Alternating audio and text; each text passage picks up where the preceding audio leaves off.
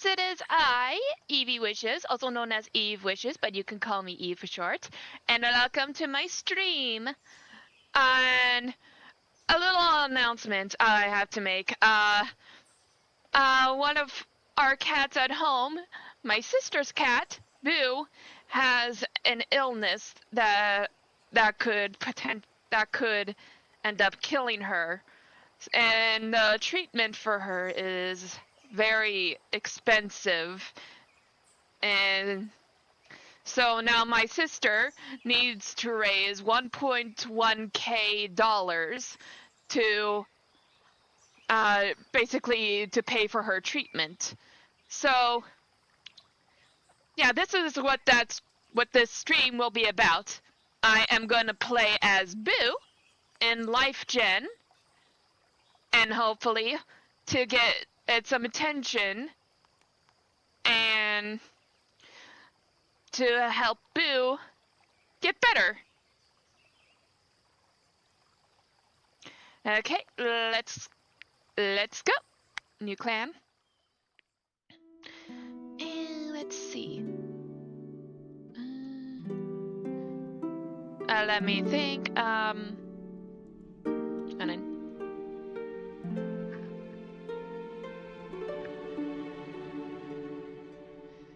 see.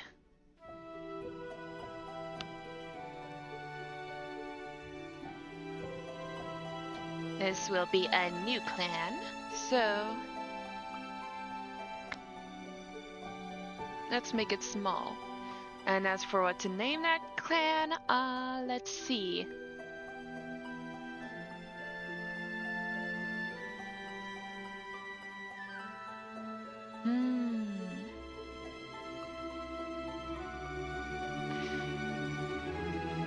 Let me think. My sister, she is into the witch aesthetic, so I'm thinking something witch related.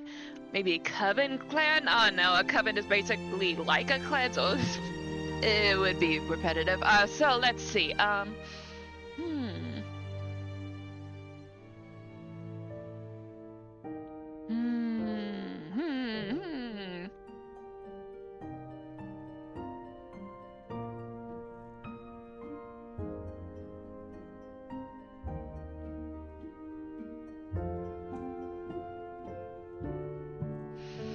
Let me see. Let's see. Okay. Magic Clan. That seems a little cringy. I'll say hello, Sheep Pop TV. And let's see what else. What else? Oh, nothing. I forgot something.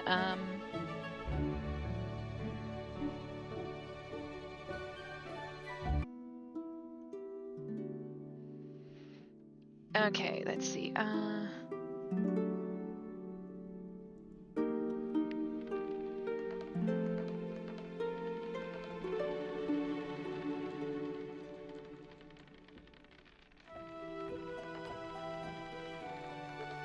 It can't be Shadow Clan, because there is already a Shadow Clan.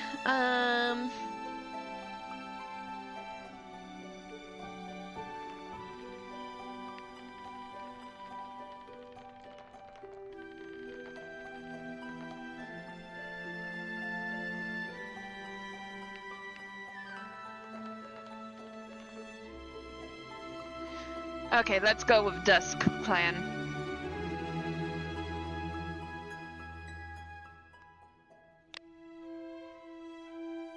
Customize. And then can I decide?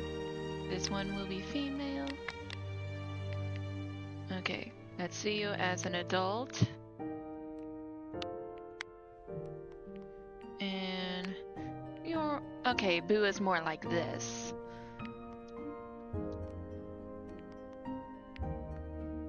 Okay, so let's see. Boo's more like that. Okay. There's a kitten. That's cuter. And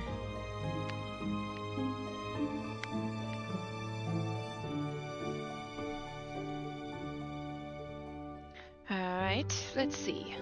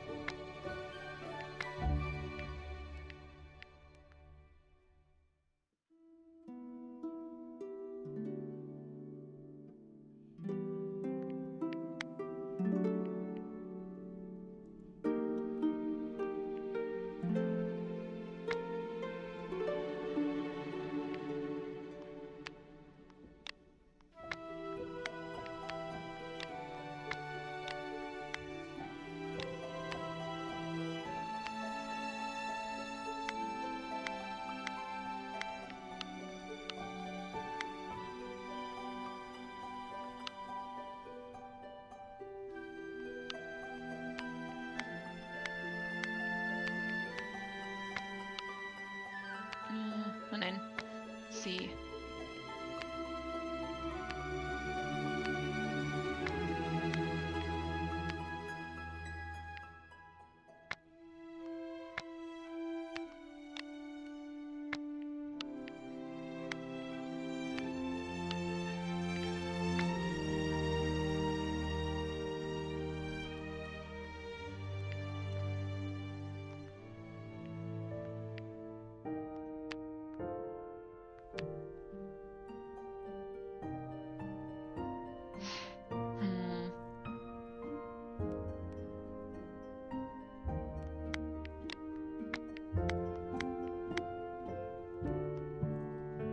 Let me go from.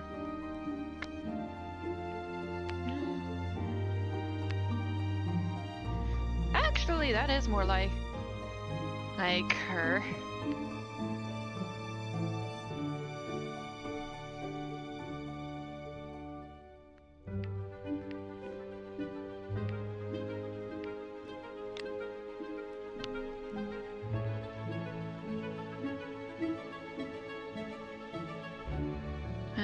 Although her back is black. Let's see.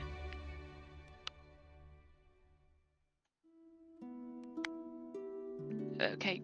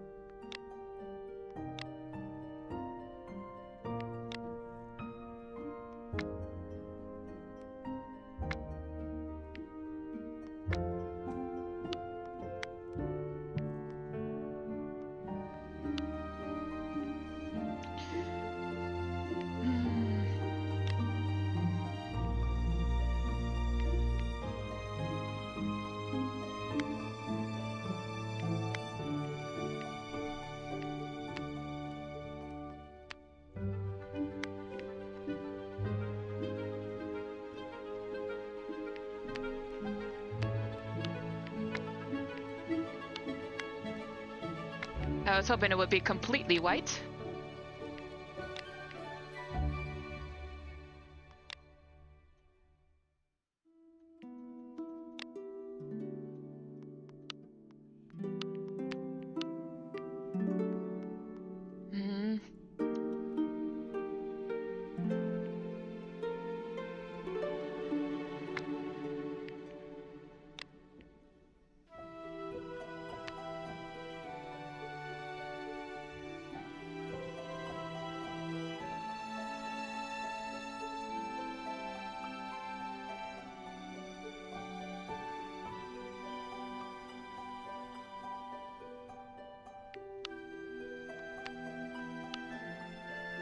Oh, this is actually pretty close.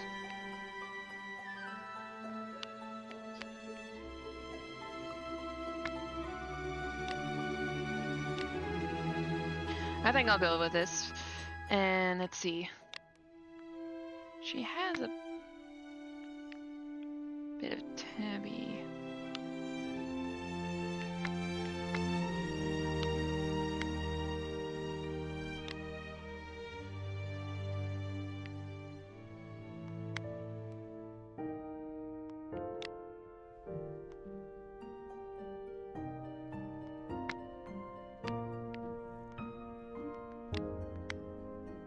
Kind of like this one better.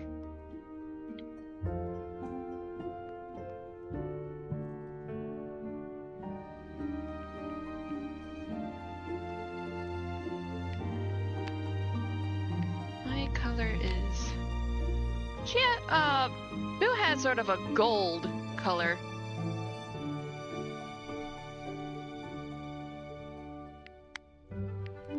Yeah, this is more like it. I wonder, is there an actual gold here?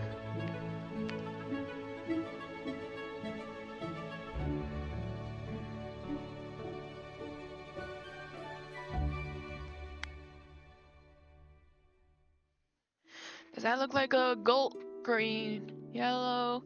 You know what, I think I'll stick with that.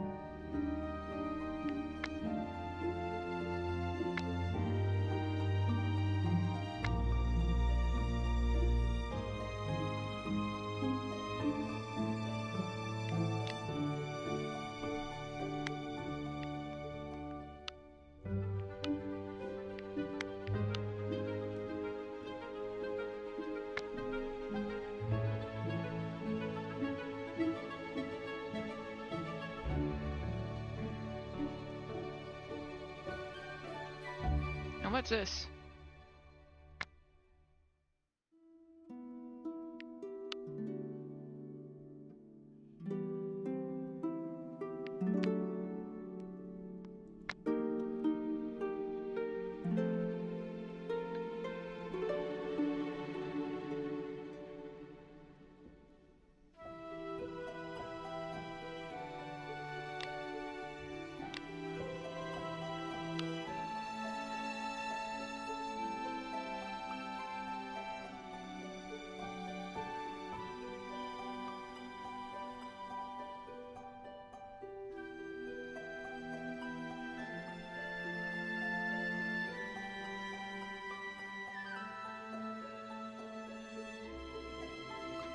You know what, I'll go look for that pink bow again. A radio?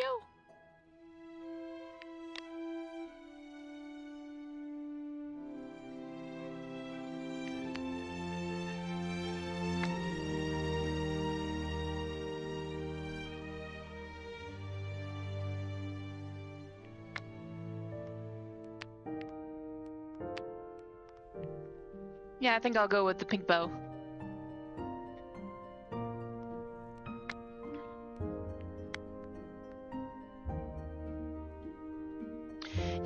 looks more like Boo.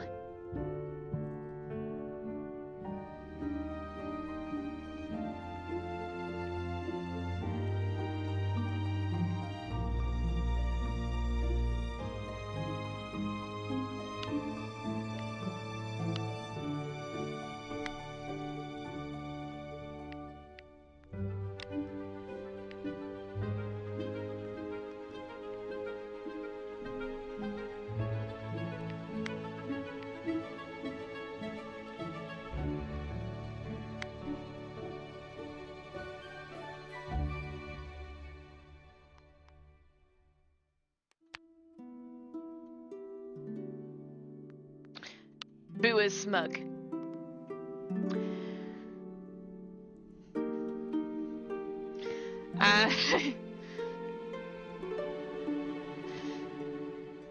She's the queen of the castle and she knows it.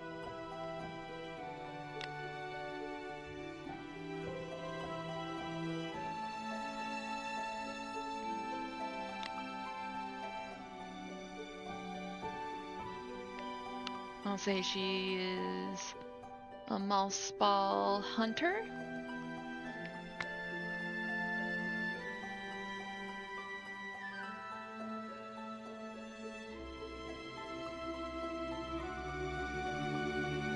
Okay. She's female. She has faith in Star Clan. Okay, I think she's ready.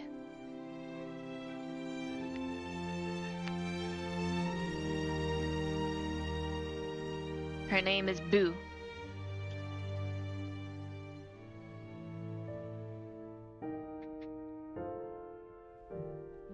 Boo Kit.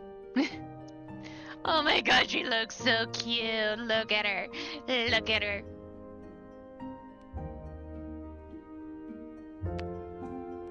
Now, what would be a good place?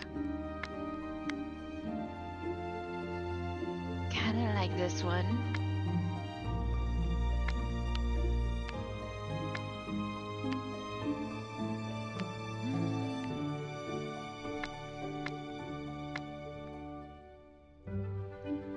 I kinda like this.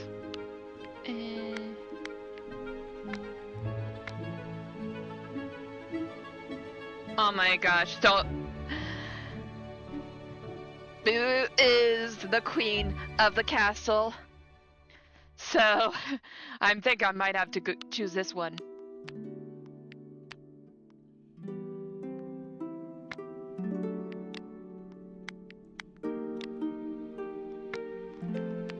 The castle really is fitting.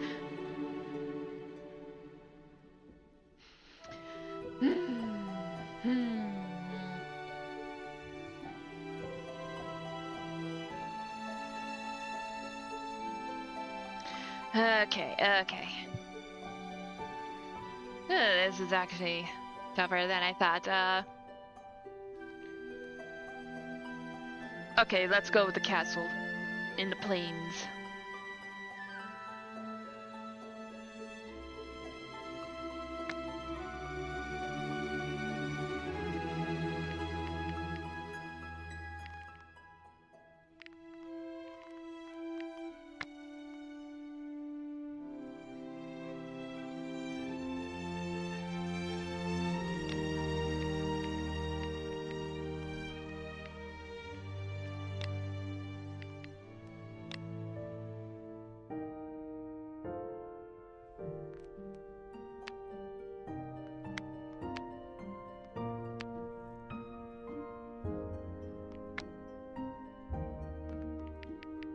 I just wanted to see what that was.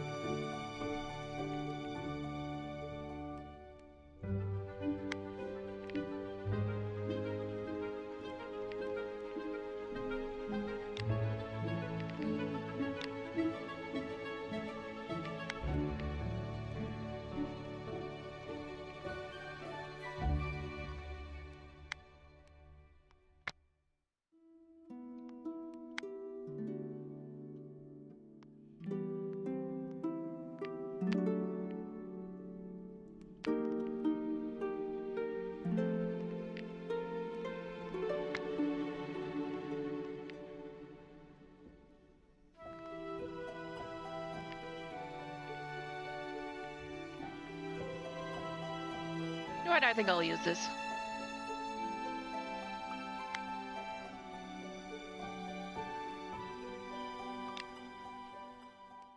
Okay, let's get to know some of the cats. There's Otter Star, who is elegant and a great storyteller. And once about this ends up Otter Star becomes Boo's mom.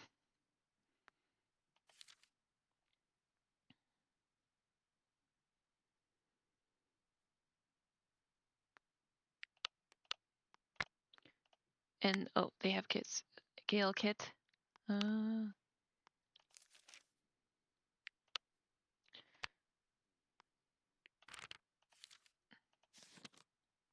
Frost Gleam. Radiates elegance and Dog Whisperer. Wait, so Wobbler Nettle is the medicine cat? Okay.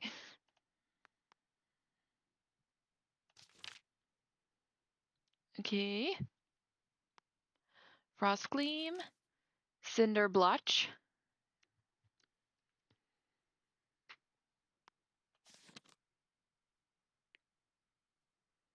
And a Hazel Speckle.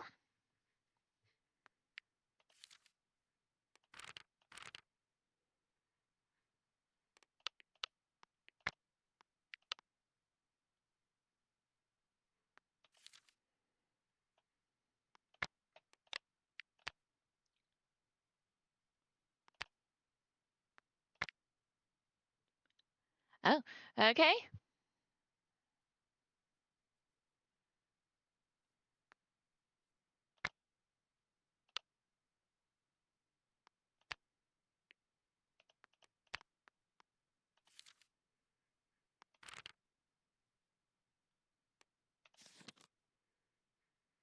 Your scale kit.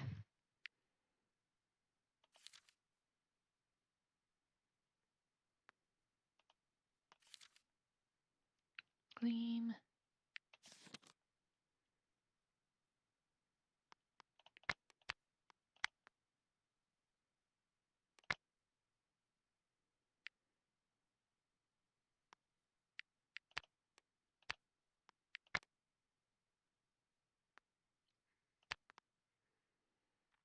Okay, and right kit.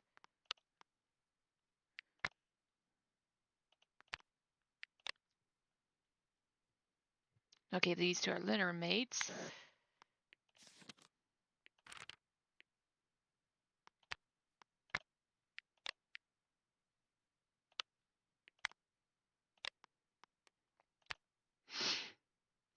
Okay.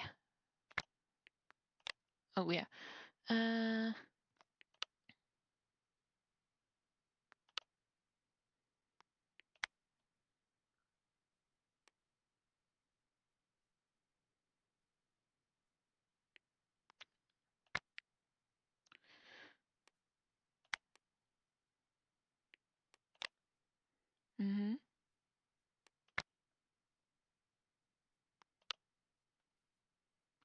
Show Boons widget. Okay.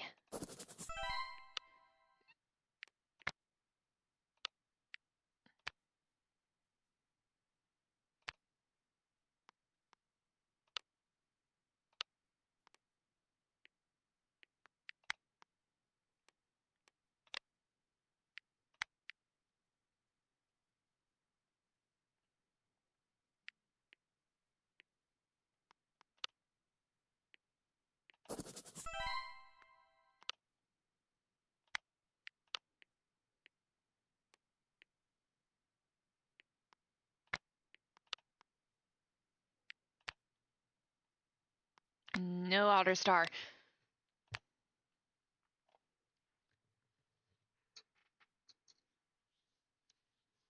And then my is itchy.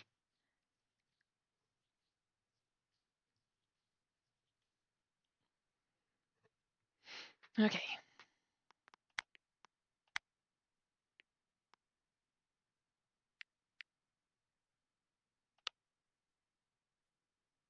Ooh, midnight. Okay.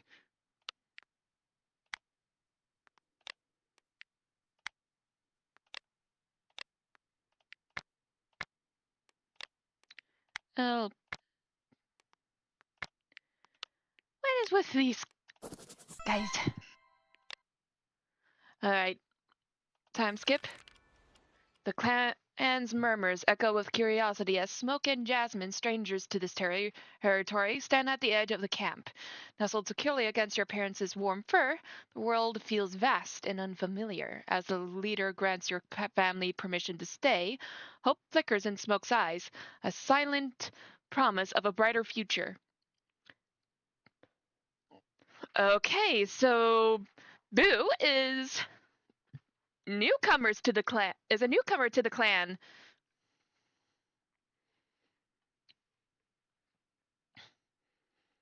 Okay, Gale Pa has reached the age of 6 moons and has been made an apprentice with Midnightbone as her mentor.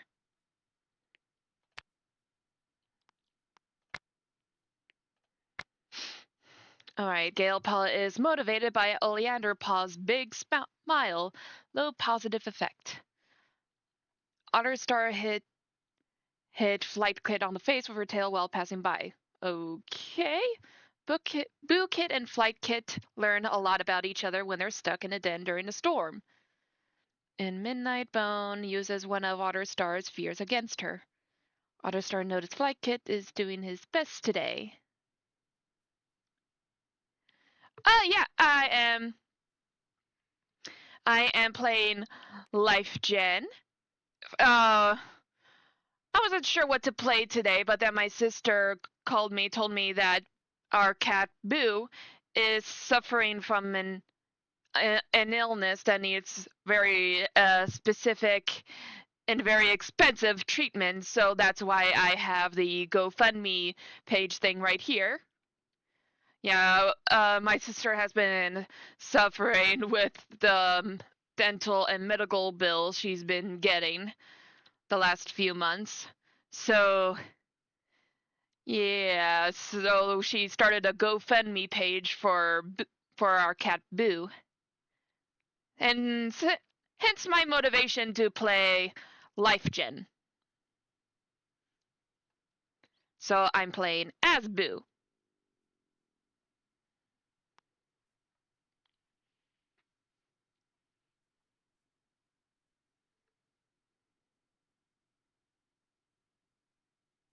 Okay, so Otterstar noticed Flight Kit is doing its best today, and a clanmate that Midnightbone wanted to get to know better is already friends with Rykit. Seriously, the adults always seem to be jealous of the little kits, even though the kids are very young.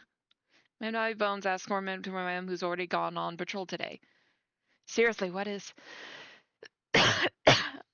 This is why I usually avoid the relationship thing unless I notice something has changed. I will look at it specifically because there's a lot to keep track of. Midnightbone always knows how to make Cinderblotch laugh. Hazel Speckle thinks Cinderblotch is okay.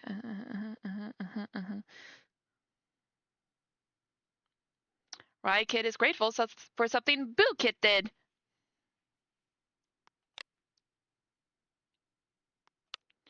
Okay. Oh! It seems that Boo Kit is an only child here.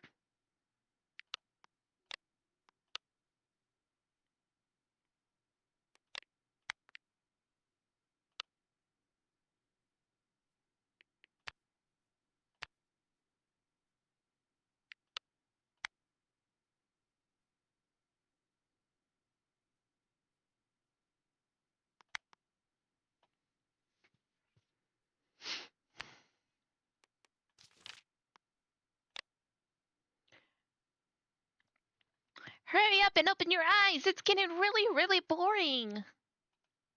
The queens keep getting annoyed at me because you're still sleeping. So get up already so we can play. You're so stubborn. Maybe I didn't want to play with you anyways.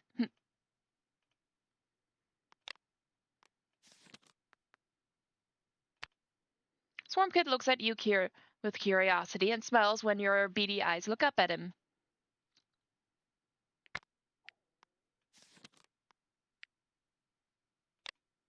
Fly Kid makes a silly face at you.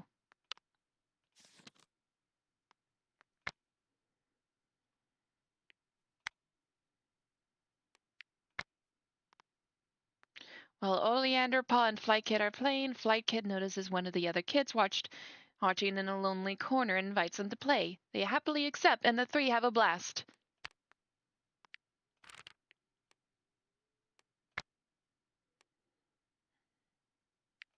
Oh, I haven't checked their, faith. Okay. Okay. Well, you need to work on your faith. Uh-huh, uh-huh, uh-huh, uh-huh, uh-huh, uh-huh, uh-huh. So pretty much everyone is...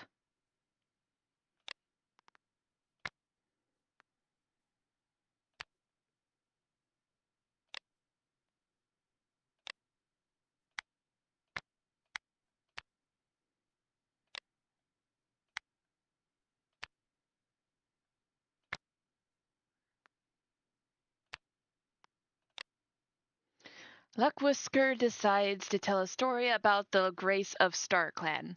One day, a very long time ago, the leader of an ancient clan decided to run away. Burdened by the stress of being leader, they left camp during the night and started towards the border. The night was still and cool. The moon shone down onto the rain-slicked ground, causing the grass to twinkle just like the stars above. When the leader reached the clan's border, the sparkle stopped. Beyond clan territory was a dull, dark landscape, barren of StarClan's touch. The leader decided that their life could not carry on without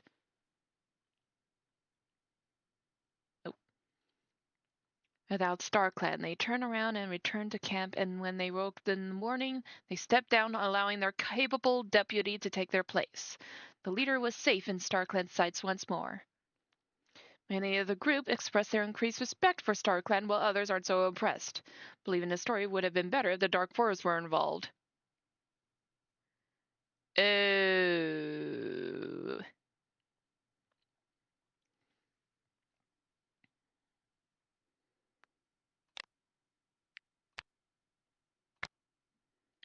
Oh, I should give them warrior names. Okay, Smoke.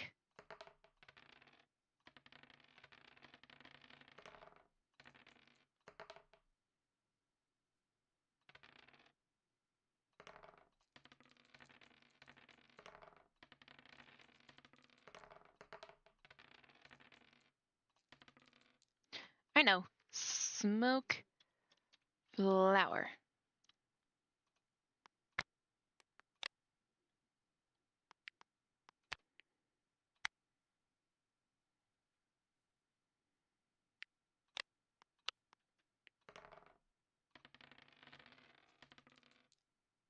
Jasmine Stripe.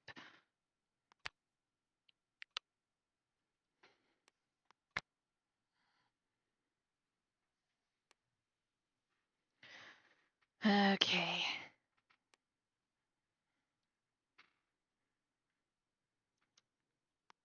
Let's see.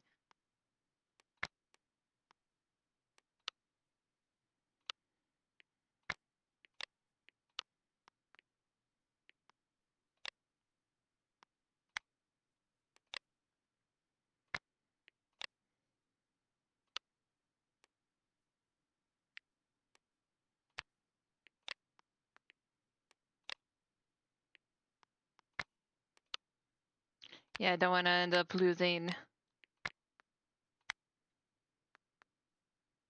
No.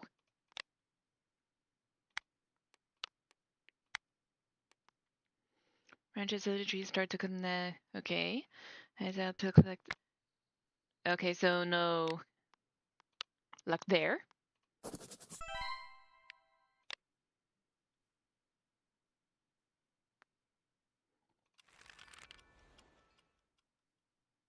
You and Smoke Flower debate the weather for the next week. You both hope rain doesn't come soon. You shiver at the thought of the droplets clinging to your pelt.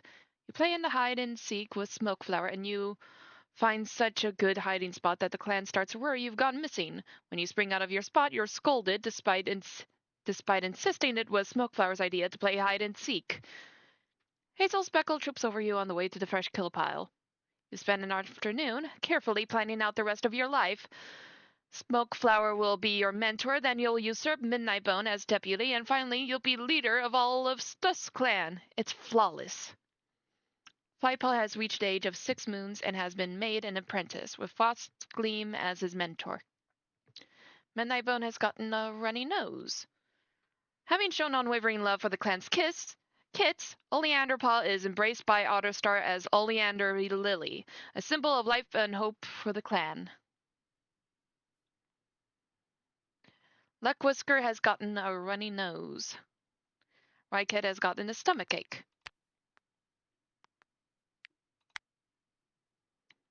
Okay.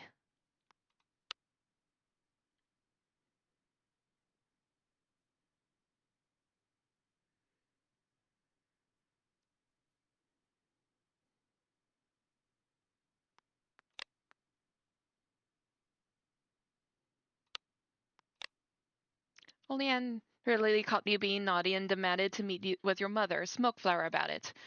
All right, what do you do this time, Boo Kit? You called Galepaw a mange face because she was ignoring you? I mean, that was very bad of you, Boo Kit. Never do it again. Smokeflower leads you away, giggling uncontrollably. Mange face.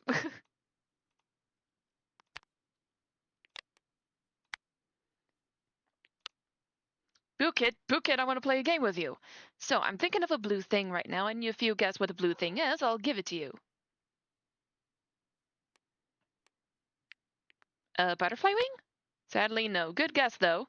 Want to guess again? A blue stone? Sadly, no. Good guess, though. A peacock feather? There's my smart little kit. Yep, I found a peacock feather, and I want you to have it. Jasmine's Stripe leads you to his den, where he plucks a peacock feather from his nest and nestles it into the fur of your flank. Considering your size, it's almost bigger than you. Those guys are one of my favorites because they do pretty dances. And they kind of remind me of you, because you sure do love to squirm.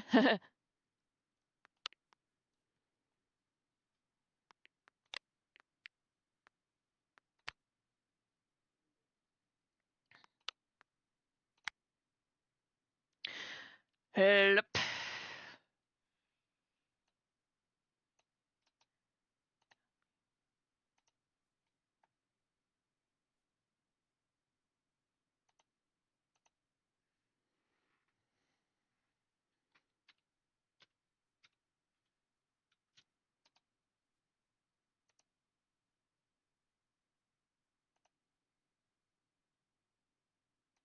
There we go. All right.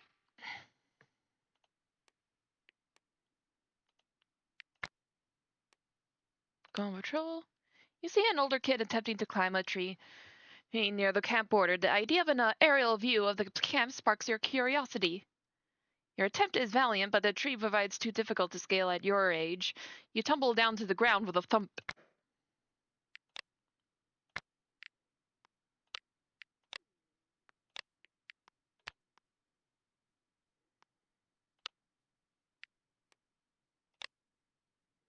Flypaw drops down into a hunting crouch, certain that a mouse must be the source of the noise.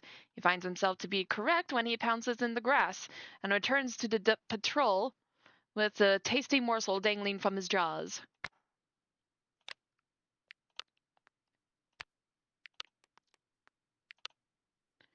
The patrol finds a small burrow in the ground with a strange scent.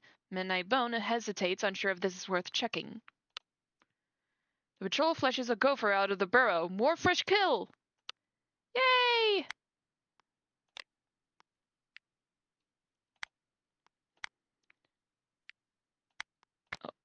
Oh, okay. Wobbler Nettle tastes the air, trying to decide if it's warm enough to gather catmint yet. He'd really like to replenish the herb stocks after Leaf Bear. Warbler Nettle carefully picks out catmint from its known hiding places, carrying it back to camp where it will be stored away from excitable warriors. And I'll put them on a patrol.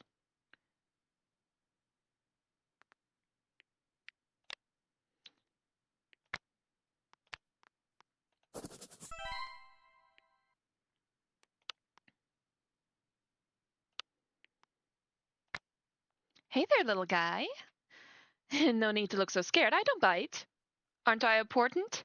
Well, sure, I'm important, but never too important to spend time with my clan's great future warriors. Now tell me, how you liking life in this clan? You growing up okay? Everybody treating you well?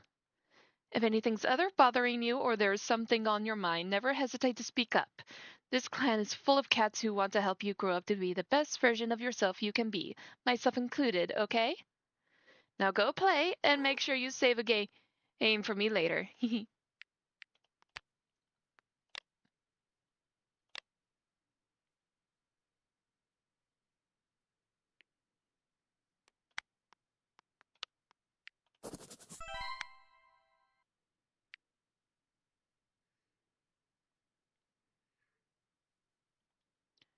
Okay, and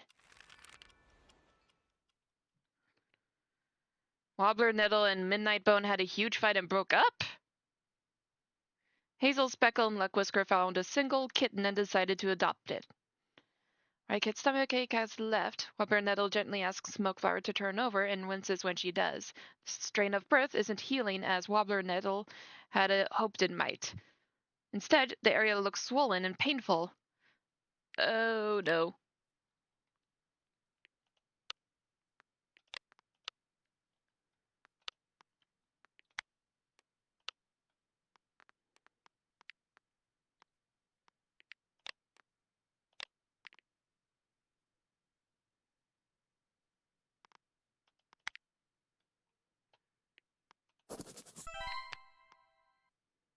Wolf Kit.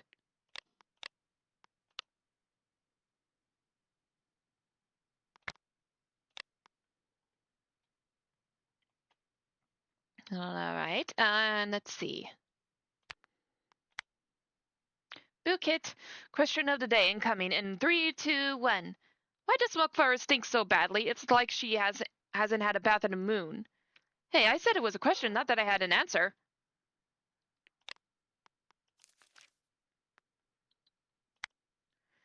Hello, Bookit. I'm just looking at the stars. I know that Starkland is up there somewhere, but are they really there? What do you think? I guess that makes sense. What do I think? I think it's a lot more complex than simply dead cats who haunt the living. When I look up, I get this feeling.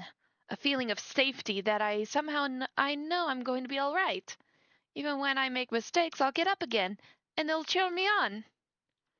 I feel like I'm glowing, that this is where I'm supposed to be. Hmm. Oh, Bookit, look at you. So tiny, so small, like a little fish. You better not organize your fish clan against me.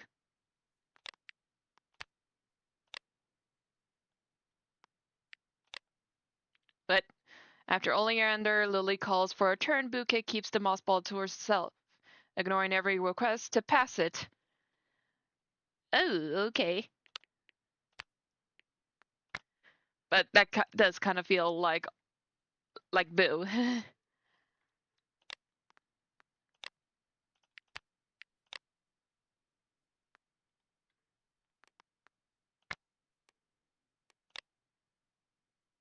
Do not proceed.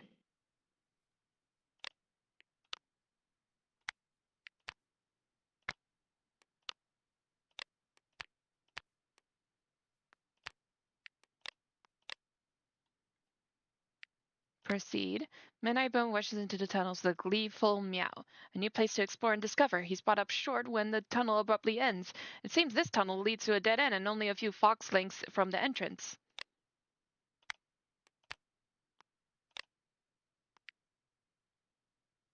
As the plantain starts to choke off the paths the clan uses to get about, fueled by Greenleaf, it's a great time to clean up the paths and bring a good harvest home. Nettle doesn't get far before finding his path from camp blocked off by plantain, but that's exactly what he was looking for.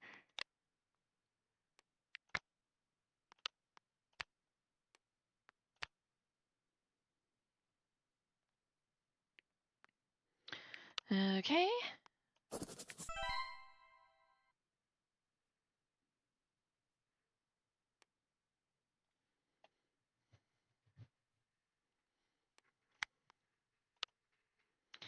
Gotta check on Smokeflower. Don't wander too far, Bookit. Come back to the nursery where it's safe.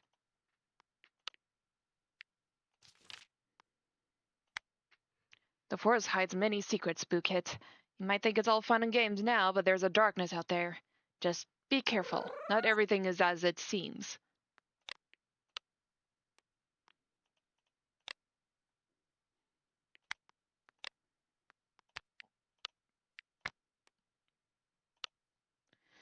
During that breezy afternoon, a cluster of leaves caught in the spider's web catches your eye. You notice the intricate patterns and consider trying to recreate it with sticks and moss.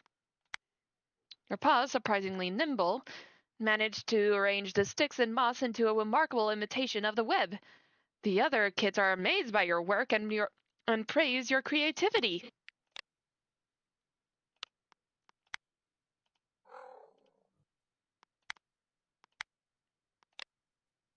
Okay. The sun and downpour dredges the camp. You splash in the puddles it leaves behind. The queens aren't happy when you track mud back into the nursery. You're so filled with energy that you spend an entire afternoon chasing your own tail.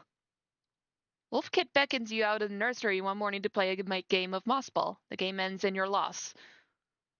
Pa shows you a cool game called Keep It Up, which involves batting at a leaf to keep it in the air so it doesn't hit the ground. Midnight Bones' runny nose is gone. Hazel Speckle and Luck Whisker broke up. Oh, dang. Swarmclit loudly complains as Frostgleam pulls him over to quickly groom his pelt.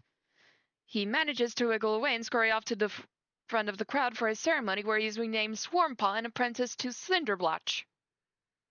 Luck Whisker no longer has a runny nose. Okay, that's good. In his eagerness, Rypaw accidentally shoves his nose into Jasmine Stripe so hard that Jasmine Stripe flinches back in surprise. Rypaw sheepishly apologizes and the two have a good laugh about it. Rypaw is extremely sore from the long distances he's run lately.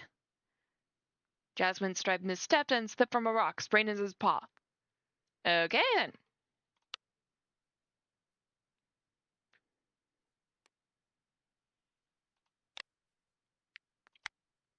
Mm-hmm.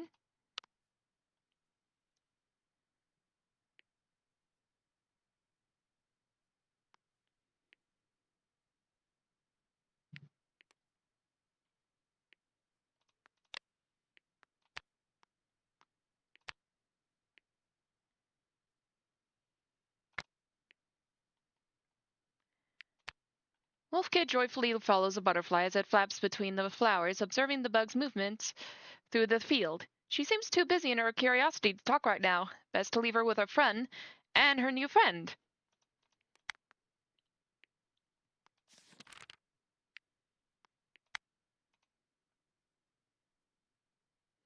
You dug your way into the fresh kill pile, doing your best to pretend to be a piece of prey. Oleander Lily wanders up to the pile for a meal, and you stifle your laughter.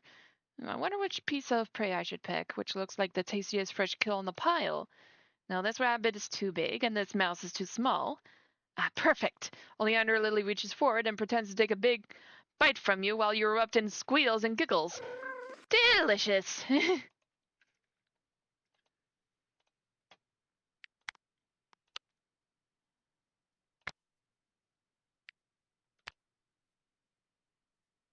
While Oleander Lily and Boo Kid are playing, Boo Kid notices one of the other kids watching in a lonely corner and invites them to play. They happily accept, and the three have a blast.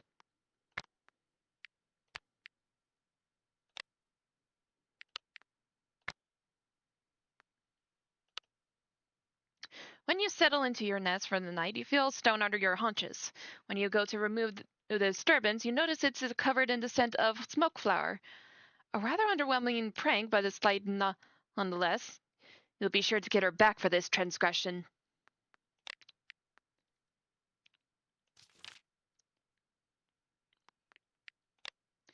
Ah, Boo Kid, there's the little bruiser. How are you doing? Growing up big and strong? You know, at your age, I used to get into all sorts of trouble, sneaking out of the nursery, following around apprentices, not to give you any ideas or anything. Jasmine Stripe's laugh is so loud that it almost shakes your whole body.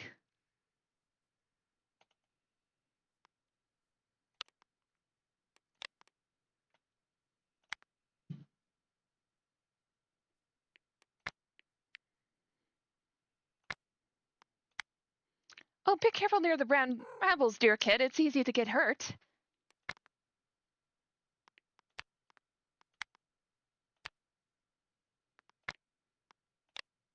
Two of your fellow kids are arguing about a ball of moss. You can choose to intervene and help them solve their dispute. With your assistance, the kids come to a compromise and thank you for your help.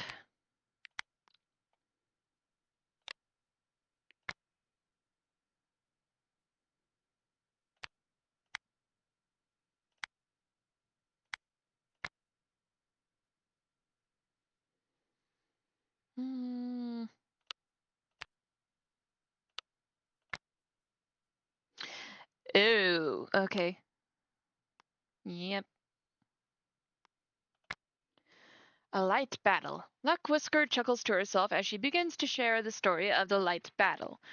One day, a group of StarClan cats were wandering near the dark forest border when they spotted a gap in the barricade. Before they could get any closer, a murky paw poked through the hole, clawing it a little wider.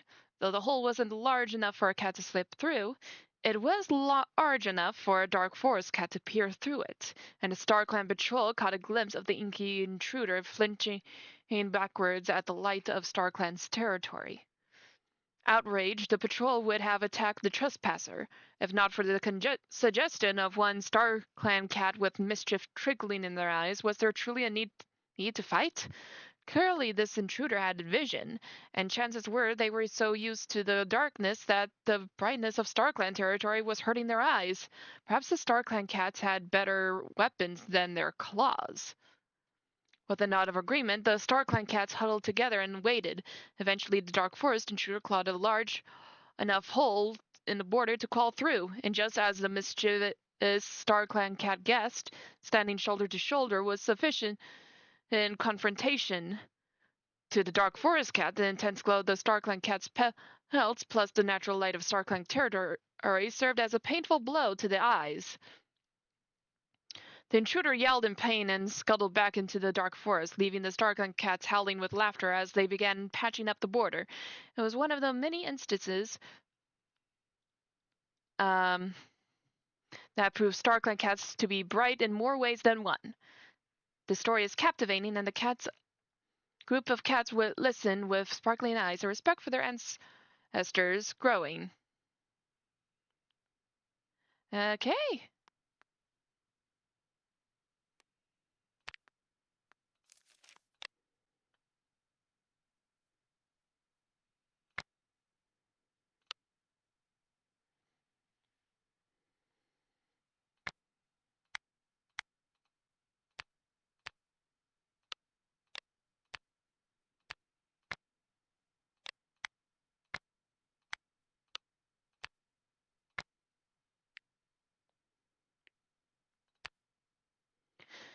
Okay, StarClan sites.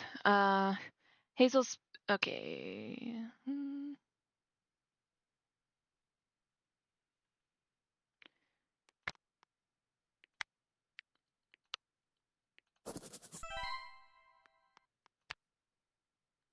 And time skip one moon. Oh, wait, no. I forgot to do this. Okay.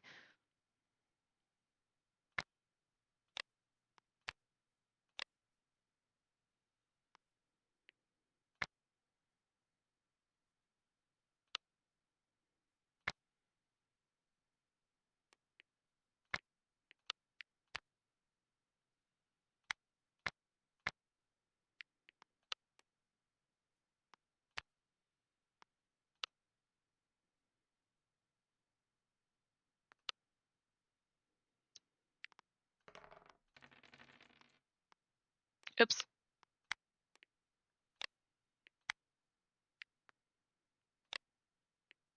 The hunting is easy and the company is good. That spring is still just as present in their steps as the patrol heads back to camp, though perhaps the amount of prey they're all carrying makes it harder to see.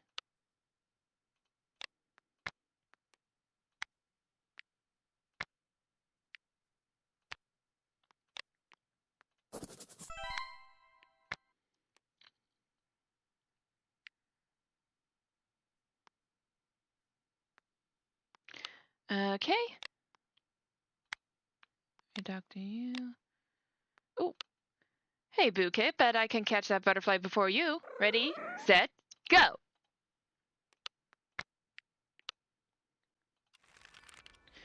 Waipaw shows off his skills, and you observe in awe. Maybe someday you'll be just like him. You follow the warriors with your eyes as they leave for a patrol. You can't wait for your turn to explore beyond the camp. You demand Gale Seed to show you a battle move. Gale Seed reluctantly agrees, performing a basic swipe. Later you copy her, practicing the move over and over again. Gilpaul has excelled at every task placed before her.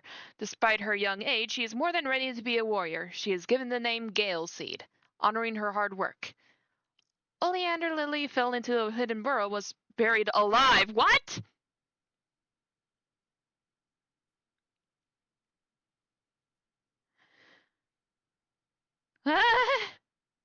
Oh, Oleander Lily died?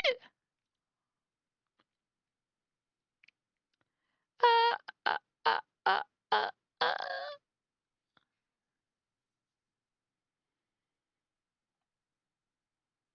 The past moon, Oleander Lily has taken their place in StarClan. This clan mourns their loss, and their clanmates will miss the spot they took up in their lives. Moments of their life are shared in stories around the circle of mourners as those that were closest to them take them to their final resting place. My gosh.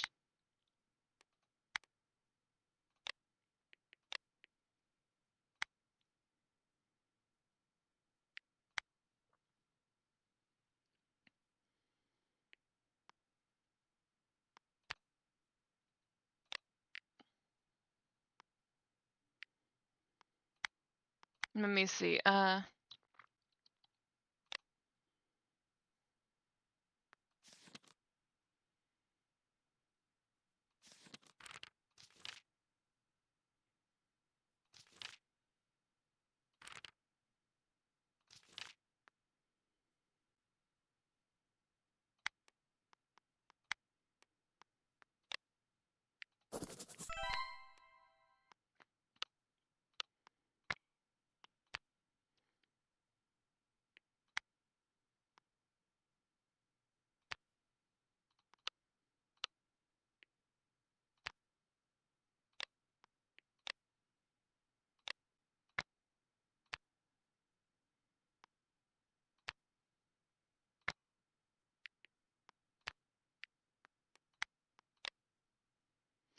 Okay, the patrol reaches Snap Clan's border just as the Snap Clan patrol approaches from the other side. The cats of both clans shift uneasily, waiting for someone to break the silence.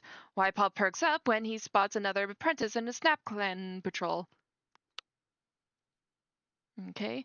Waipaw greets the other apprentice confidently, and his clanmates strike up a conversation with the Snap Clan patrol as well. Waipaw tells the other apprentice all about his mastery of some of the trickiest battle moves and the most advanced hunting strategies.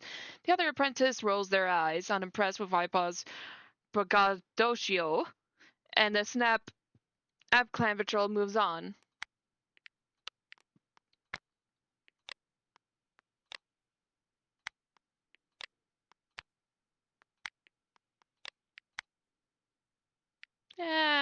Do not proceed.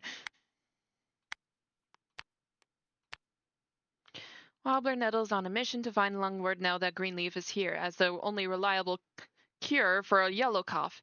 He's determined that Duskclan is stuck up on it. Robert Nettle searches until his paw pads are sore and his muscles exhausted, but can't find Lungwort anywhere. He returns to camp disappointed, but determined to try again. It's simply too important to not keep a good supply of.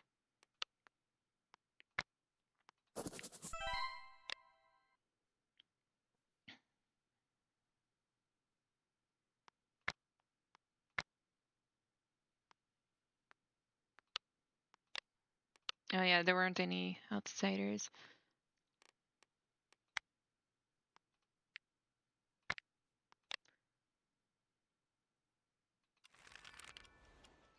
Overnight, the skies opened, lashing Duskclan camp with sheets of hail. Cats shelter in place until the storm is over, and when the clouds part, discuss how best to rebuild what the hail destroyed. You're so filled with energy that you spend the entire afternoon chasing your own tail.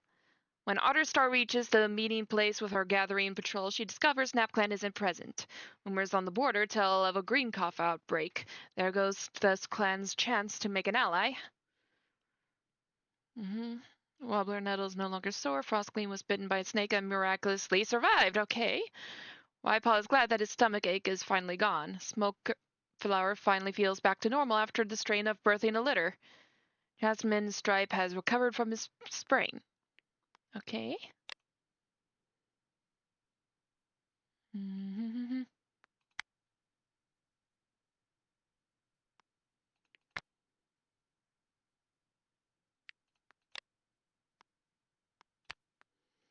Okay, so let's see Bukit's relationship so far.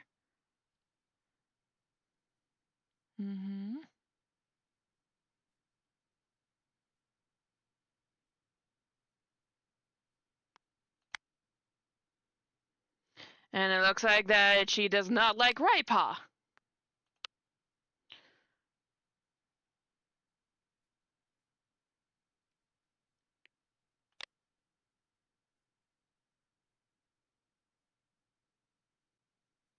And for some reason does not like Gale Seed.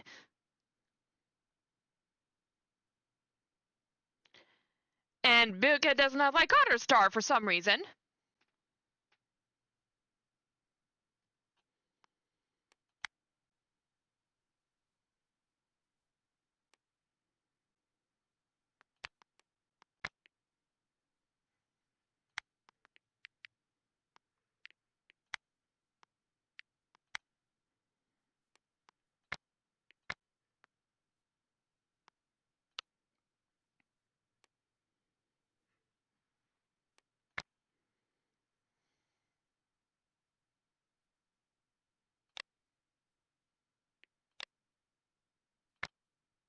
You know.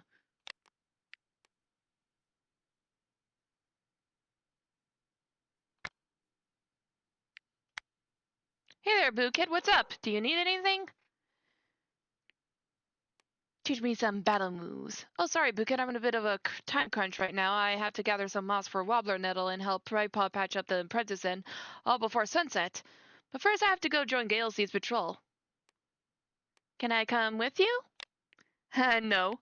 Please?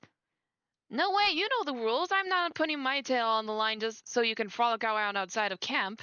What if you got lost? What if you ran into a big hungry fox? These wolves are here for a reason, Bukit. I don't want you to get hurt.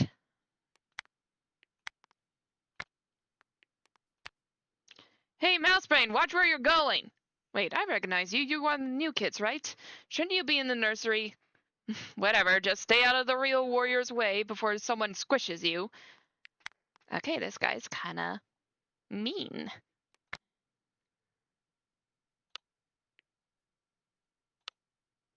You watch as Wolf Kid chases her tail while the other kids laugh hysterically. You're the only two kids there. Okay.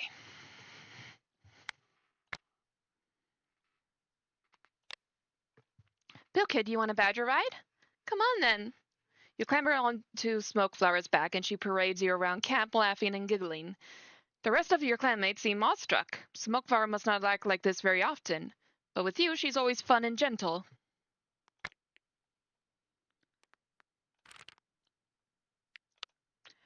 Jasmine Stripe notices you sneaking up on a feather and drops down beside you, waggling his haunches. And Boo Kid creeps forward with an impeccable hunter's crouch on what appears to be a raven feather. Truly remarkable. A slight swish of the tail and the sign of a confident warrior. Boo Kid steadies her haunches. Could this be the moment of the truth? A moment of truth? And she pounces! An incredible catch from Boo Kid, the mightiest hunter in this clan. Jasmine Stripe hoists you onto his shoulders and parades you around as camp as you giggle uncontrollably.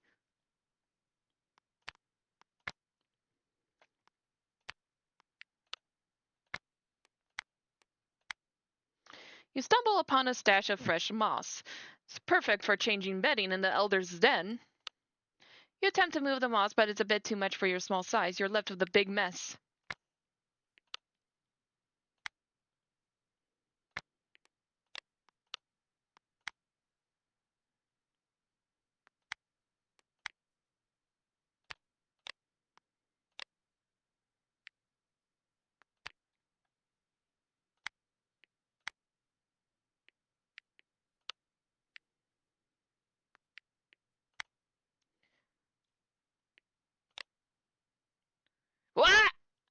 It seems this hole is home to a cranky Wolverine, a fact that the patrol learns very quickly. When Galesy cries out in pain, the cats back out of the tunnel quickly, but not quickly enough to save their clanmate. Uh, uh, uh, uh, uh, uh, uh. I'm not making good decisions, am I?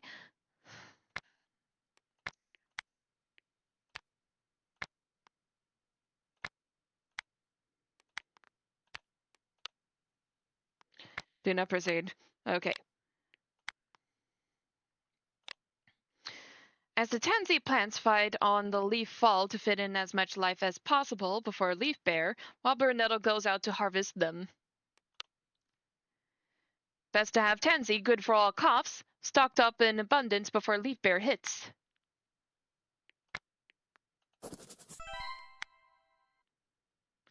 Okay. And time skip. Oh, wait. Okay, so.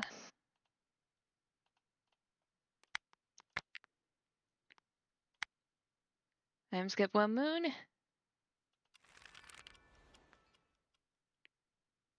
Warrior. The wind carries whispers of anticipation through the camp as you sit beneath the towering great rock. Otterstar, the leader of your clan, stands on the rock, her gaze thoughtful and intense as it falls upon you. When your new name Bhupal echoes around the clearing, your breath catches in your throat. Your mentor, Midnight Bone, steps forward to meet you. His nose grazes your forehead in a gentle touch, a traditional gesture that marks the beginning of your apprenticeship. Warmth blooms in your chest, filling you with a renewed sense of pride. With your clanmates' cheers echoing in your ears, you realize that your journey as an apprentice of Duskine has begun. Okay, Swarmpaw saved Cinderblotch from a... Oh, then. Sorry, I was getting an itch. Swarmpaw saved Cinderblotch from a monster, but was run over in the process! We lost Swarmpaw?! My paw is scolded after sneaking up.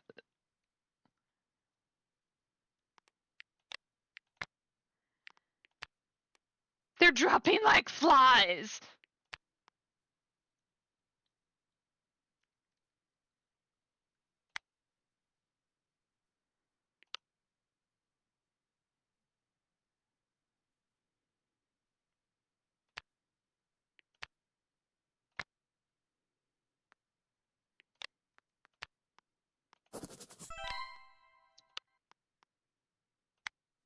Star Clan Bhupal, did you hear that hail last night? It was crazy. It sounded like all the stars dropped out of the sky at once. Say, maybe that's not a bad idea. Just think about it. Have you seen a star since the storm? Like, even once? Yeah, I know it's been cloudy, but still.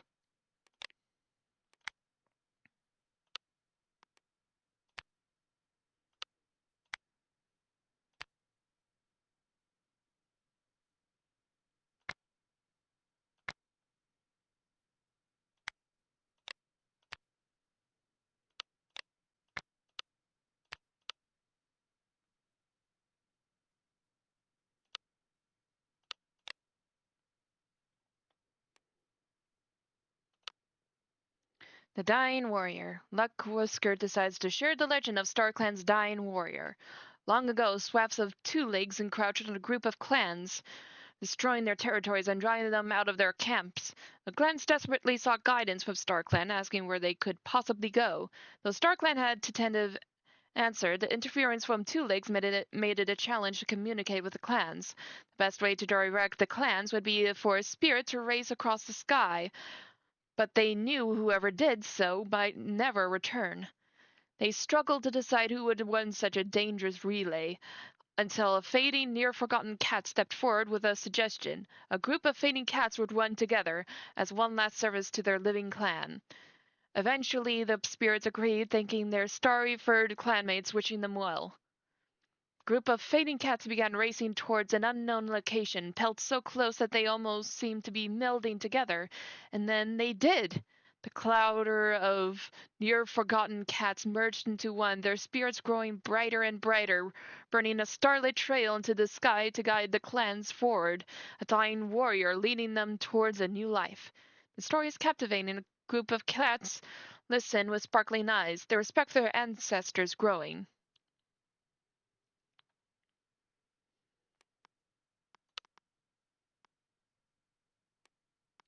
Yay!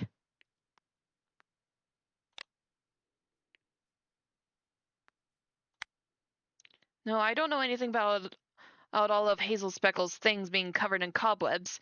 You weren't coming to ask about that. I mean, you weren't coming to ask about that? Okay. You've grown a lot stronger since you left the nursery. I wonder what it's like to be so small and suddenly get so big and cool. But I had something I wanted to share. All us kids have noticed how strong you are, and well, I just wanted to say we look up to you. I think you're going to be amazing someday. We're super proud of you. I know it's not a lot, but I thought it was something nice to share.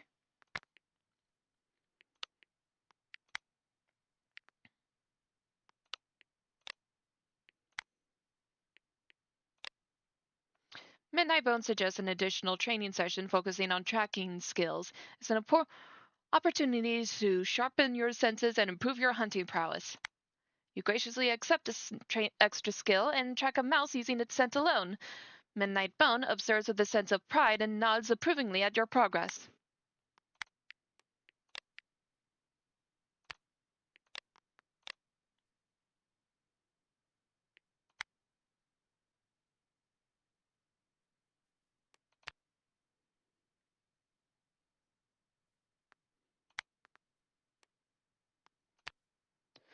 All apprentices are expected to make the solemn journey to the Moon Grove, honoring an ancient custom. You decide to make the journey this moon, following the well-worn path walked by several generations of medicine cats and leaders. Carefully, you touch your nose to the sacred spot. He gazes at you and you shiver. It's almost like he's staring through your soul. Finally, he speaks. Welcome, young apprentice. I have some guidance to offer. Your path will be filled with challenges, but within you lies the power to overcome them. Learn from the water, the way it flows around obstacles, adapt to its surroundings, and find its way even through the smallest of cracks. Be like the water, and you'll live a greater life.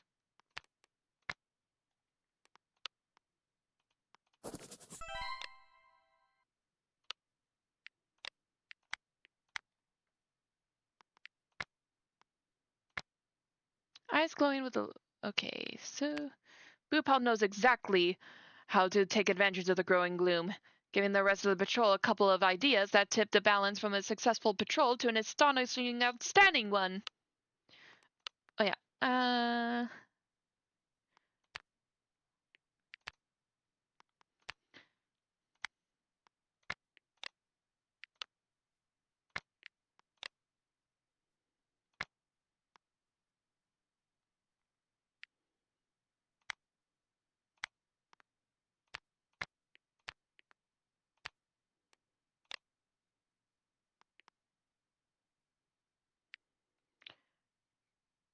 Proceed. The patrol swiftly jumps into action. They capture the dog's attention and draw it away from the cat. Cinderblotch stays hidden and goes to the cat while the rest of the patrol lures the dog away. She's unharmed, and this display of bravery makes her want to join the clan. Rustlepaw joined the clan. Okay, we got a new apprentice.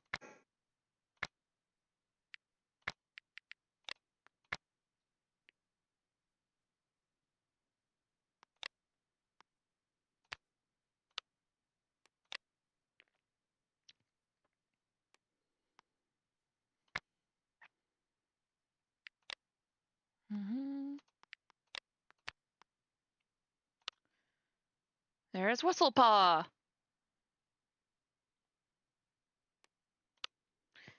Shouldn't you be out with Midnight Bone? When I was your age, I'd never be caught dead shirking my duties. You just joined the clan, little missy.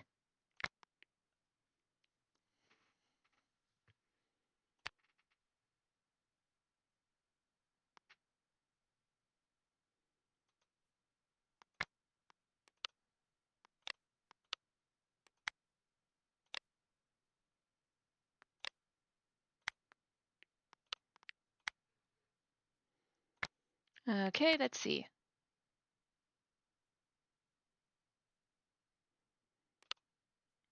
Hmm.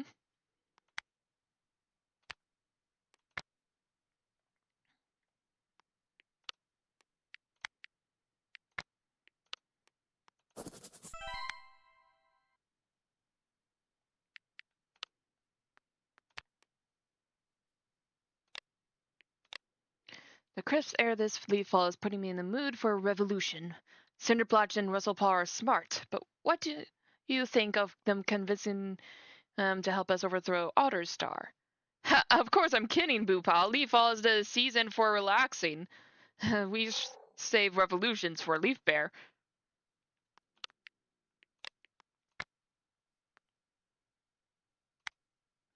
Boopaw, you know what? I don't think I know enough about you, and I can't tolerate that. See, I have lists a bunch of stuff about the cats I like, and I only have a couple things in my mind list for you. Otterstar makes a little click click sound with her tongue, but you don't know what it's trying to emulate. So what do you do in your free time? Well, I love to collect stuff. Ooh, actually, I have a small collection myself. I like to collect rocks and give them names, and then I play clans with them. You should meet Pebblestar. He killed his mate Brightstream because he started to catch on to the fact that Pebblestar was morally spying on cats.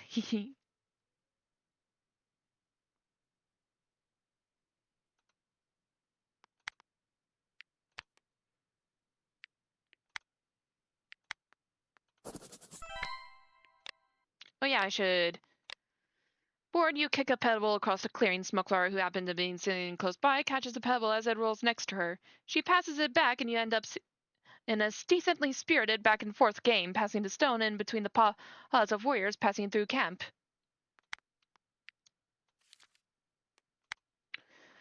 Think there are other clans out there, like way far away, not the clans that we know? Maybe there's even some clans on the sun or the moon.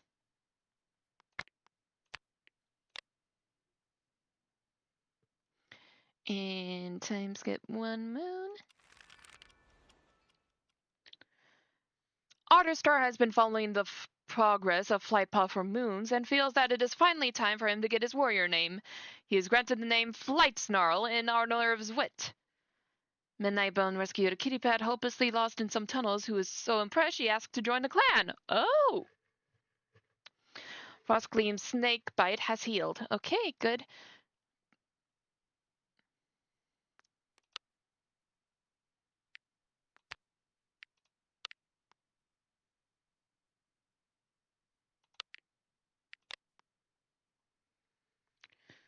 So who's the other?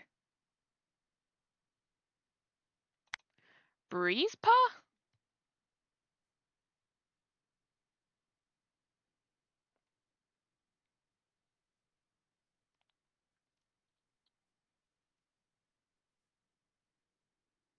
Hmm.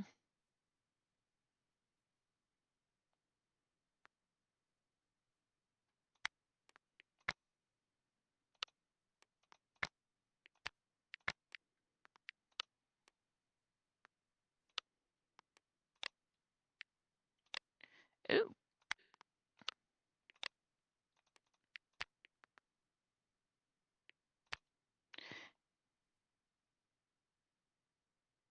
This is just one of the weirdest things she's ever seen. Boopaw comments to Midnightbone as the patrol stares at Duskclan's uninvited guests to their hunting grounds. Are they going to do anything about that thing? Proceed.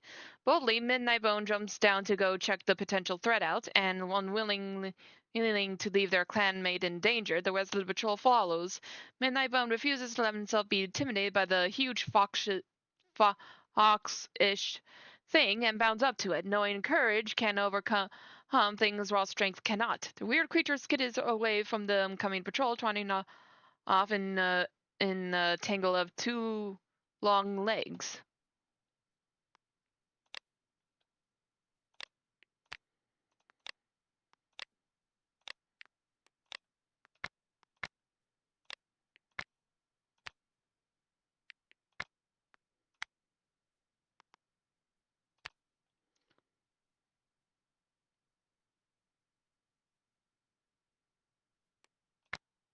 Okay.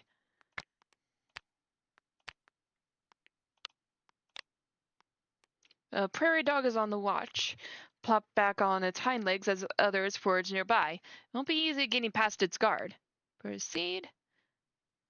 Breaking out into a sprint to try and catch the town of prairie dogs off guard, Cinderblotch is left wheezing and out of breath as the prey chatters angrily from within their burrows. Stars, dang it!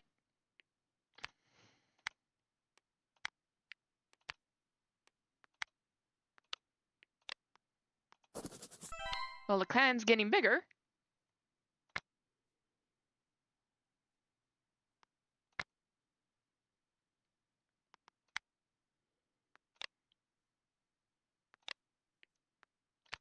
Oh, that's right. Otterstar asks for a volunteer to deliver a message to the next clan. The journey is long and fraught with potential danger, so she doesn't want to force someone to undertake such a task. Are you the cat for the job? You volunteer and set off on your journey, but you lose your way and return without delivering the message. The leader comforts you, reminding that every failure teaches a lesson.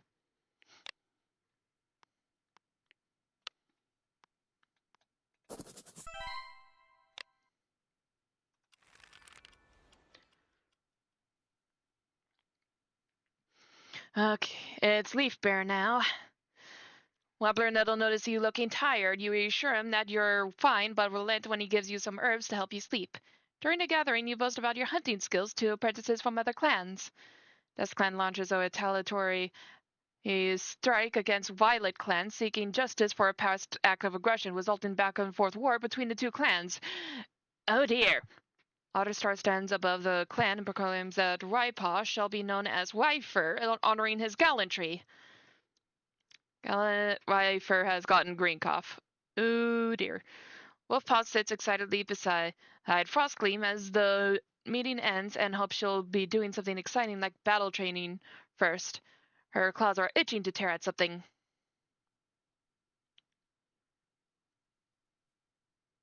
Okay.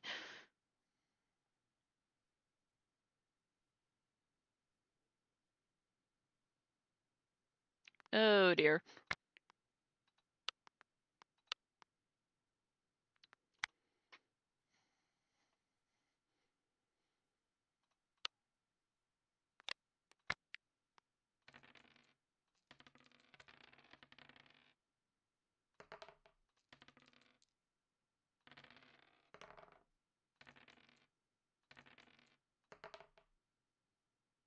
Wrestlestorm sounds good.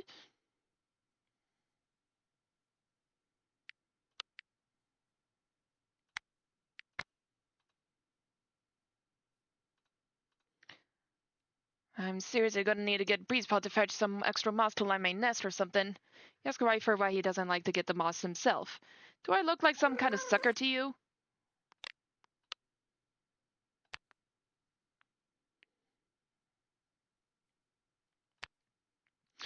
Whenever you're feeling overwhelmed, find me. We can sit under the stars and watch Silverpelt. Always find it helps. It's calming knowing all our ancestors are watching over us.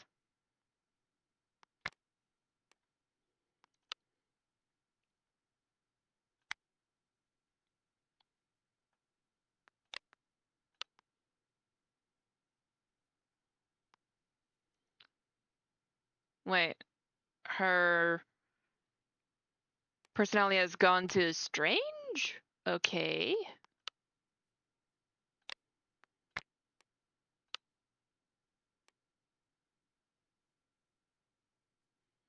The Rise Elders ask if you would be willing to share your fresh kill with them as you go to move past to your den mates. Would you like to partake in this meal-sharing tradition with Luckwhisker? You agree to share your meal with the Elders, who in return share fascinating tales from their youth. Luckwhisker has some particularly interesting stories.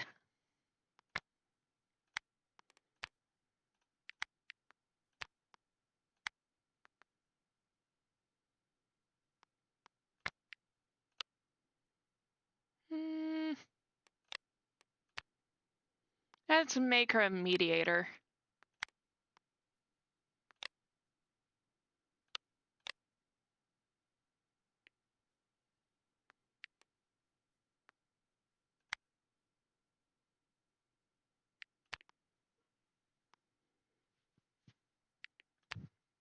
You ask Wolfpaw why she chose to become a mediator, given her adventurous personality. Ah, well, that's easy. Mediation is full of adventure. I could explore far and wide, collaborating with mediators across territories and get to know all sorts of different cats. That's plenty of excitement, no? You might think you know life or death situations on the battlefield, but when you're a mediator, the stakes are even higher. My decision could be the difference between peace and among the clans or bloody mayhem. It's terrifying, but thrilling too. There's lots of different paths a cat can take in this world, but I know this is the path for me. Can you say the same?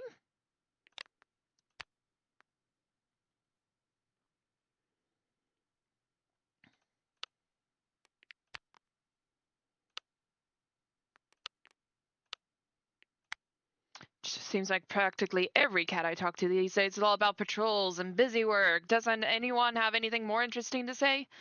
We already waste like over half our lives doing mindless chores. Do we have to talk about it in our free time too? Why don't we dedicate our precious time to discussing something more meaningful? Like, for example, how Patchy's Jasmine Stripes fur is looking lately. That's Boo's papa. Jasmine Stripe sits at the edge of the camp, staring daggers at Wobbler Nettle, who is obliviously cleaning his paws in the clearing. Okay, what is your...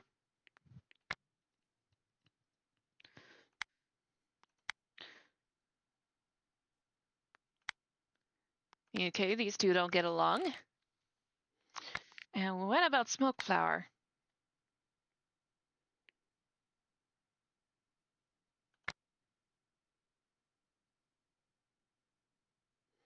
She doesn't particularly dislike anyone.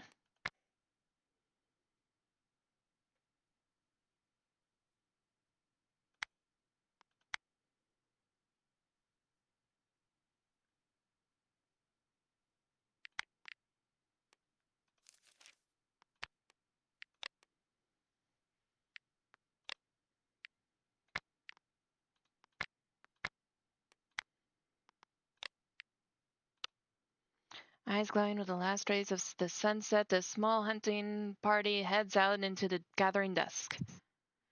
Boopaw knows exactly how to take advantage of the growing gloom, giving the rest of the patrol a couple of ideas that tip the balance from a successful patrol to an astonishingly outstanding one. Yes, plenty of prey!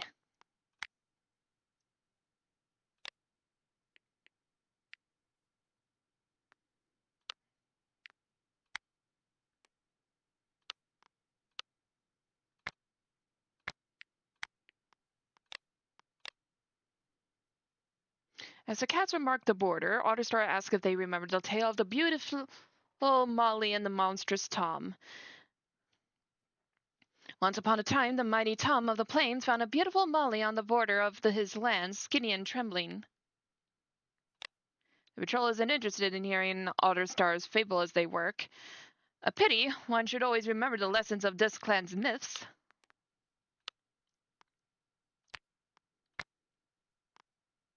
Oliver Nettle heads out into the territory to stock up on cobwebs. Okay. Okay, next. So let's have them go hunting. No. Okay.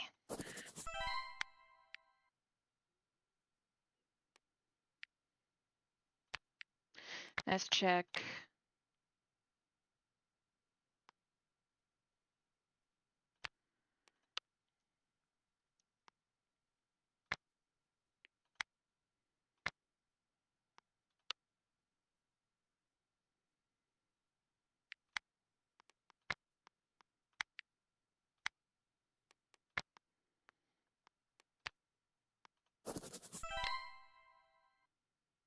Okay. Oh, yeah.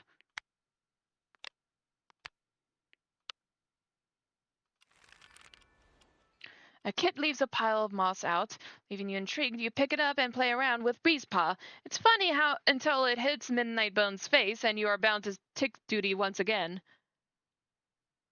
Jasmine Stripe pulls you aside to give you advice before an assessment. His eyes shine with pride as he nuzzles you affectionately. In the midst of conflict, a spark of understanding flickers between Dusk Clan and Violet Clan cats, hinting at a potential path to peace. Ryfer no longer has green cough. Smokeflower announced that she is expecting kids. She won't be moving into the nursery just yet. Breezepaw has recovered from white cough. Okay. So Boo is about to have siblings.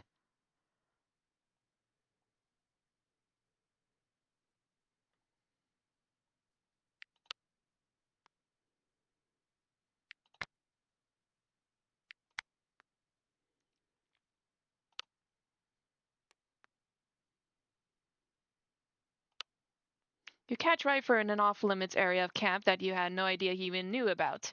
Hmm? Oh, hey, Boopaw. Say, did you know that there's a secret tunnel in the back of the Warrior's Den leads straight to this part of camp?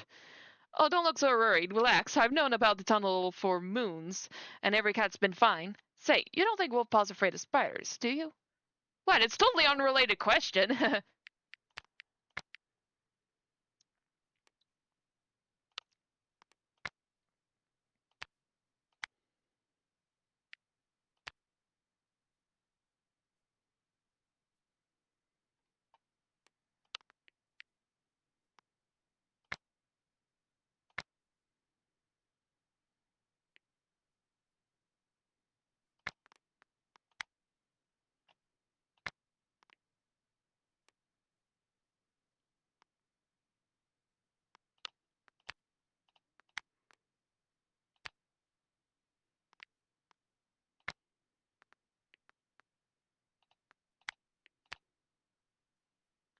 While out training together, Breezepaw starts an argument with Lightsnarl about the technique they're working on.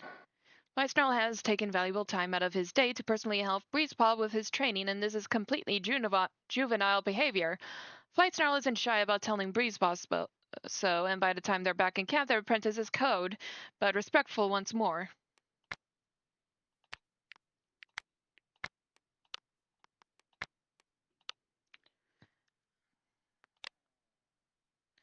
Okay, yay!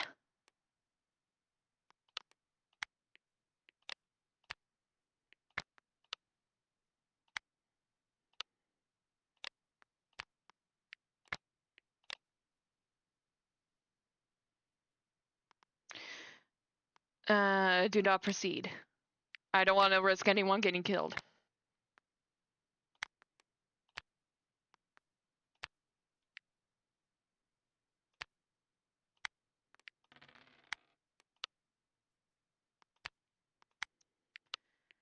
Okay.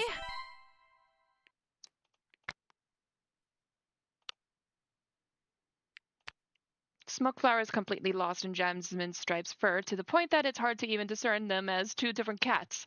You suppose that's one way to beat the cold? Hey, Mousebrain, I saved your favorite piece of prey for you. Yeah, go on, shower me with praise. I already know you think I'm so great. You and Jasmine Stripe laugh as you cross camp to share a meal together.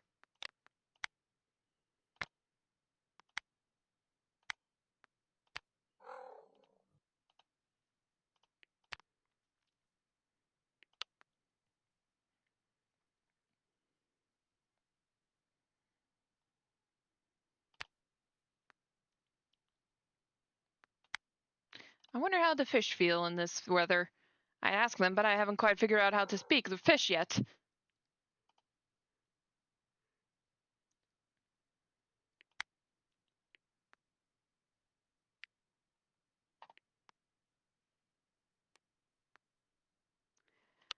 Okay.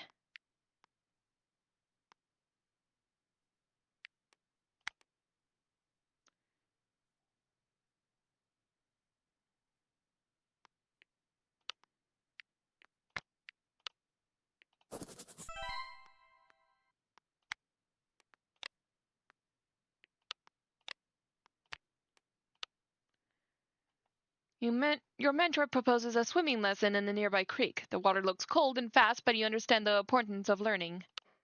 You dive into the creek and after some initial struggles, manage to swim. Your mentor cheers from the bank, happy with your progress. Hey!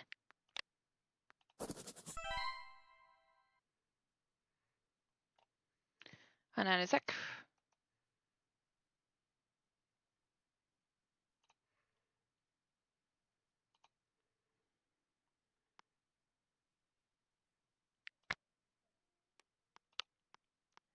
Okay.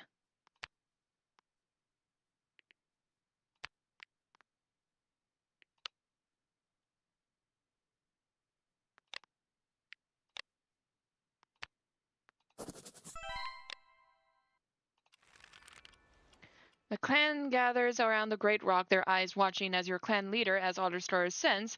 A solemn silence falls. You step forward when the moment comes, a flurry of pride and nerves as the leader's muzzle touches your head. She honors your responsibility as you are now known as Boo Spirit. Well, that's kind of fitting. Hope finally begins to unite the clanmates of Dusk Clan and Violet Clan, fostering a shared vision of peace. Okay, during the gathering, Otterstar does her best to get on Violet Clan's good side. Midnightbone was taking some prey from the fresh kill pile, only to find a horde of rats. He called to Frostgleam for help, and together they fought off the rats, but not before being injured. Smokeflower is hoping for a big litter. So many things could happen to Smokeflower and her kits if she kept working. Worried about the consequences of continuing her duties too long, she settles into the nursery.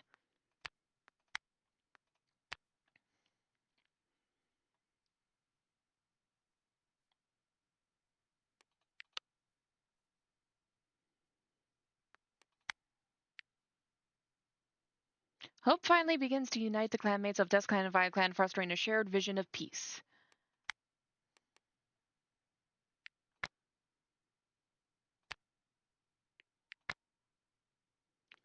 Ooh.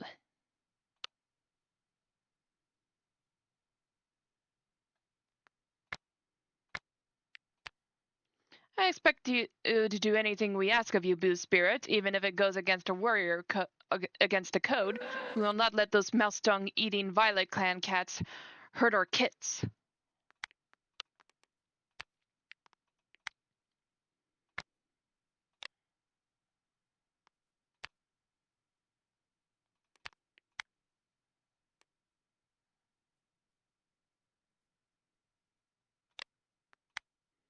Guess you just got told to go to the Dark Forest for the third time today. Tell me you're having an easier time than me, Boo Spirit. Helping others all day can be the best thing in the world, but other times it's just awful. Still, the feeling I get when I successfully patch things up between the two siblings or help an elder reconnect with their kids, it makes it all worth it.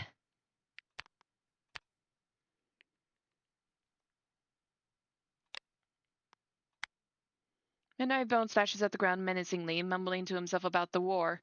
If any of those foxhearts put even one whisker above the border, I'll kill their leader myself as many times as it takes. They'll learn not to mess with Dusk Clan. Okay.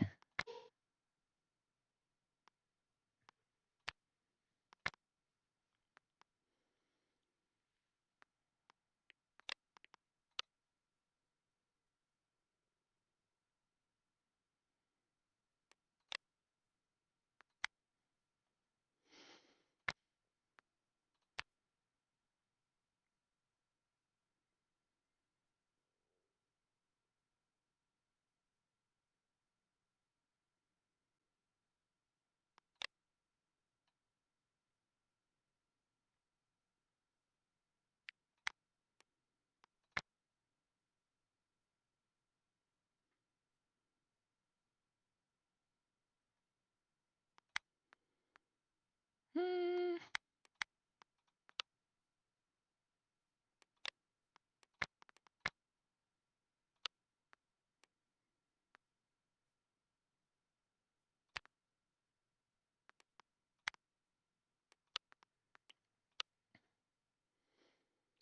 Okay, LifeGen. You find a particularly smooth stone near the river that reminds you of a cat you're fond of. They think they might like it as a gift. Proceed. You present the stone, but they seem confused and unsure of what to do with it. You feel embarrassed to play in this moment over and over again while you're in your nest that night.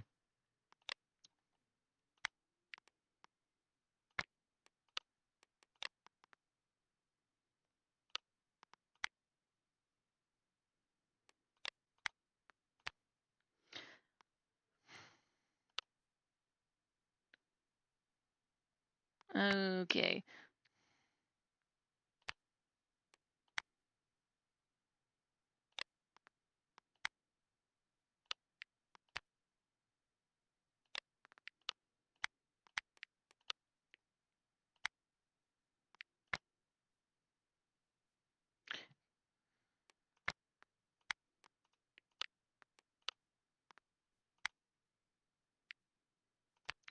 Okay.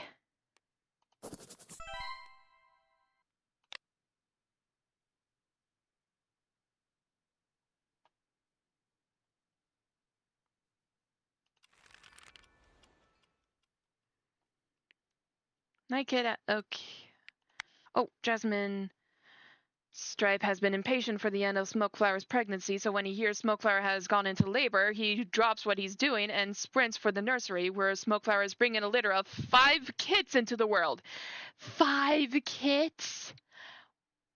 Well, Smokeflower did want a big litter, so...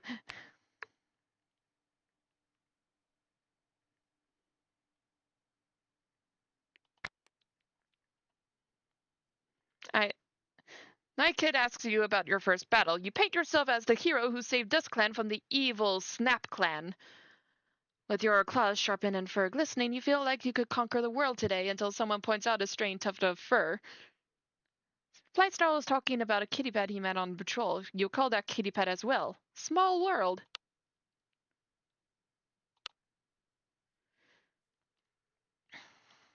The dust has finally settled of the war between Violet Clan and Dusk Clan. It seems inevitable that all rat bites are nasty, so Midnight Bone isn't really surprised when his starts to show signs of affection. Ooh, boy. Jasmine Stripe has been impatient. Okay.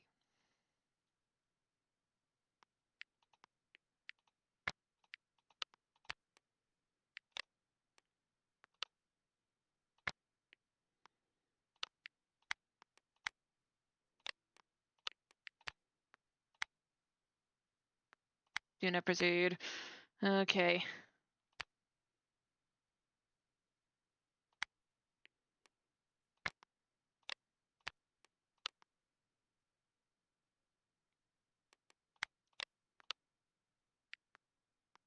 Do not.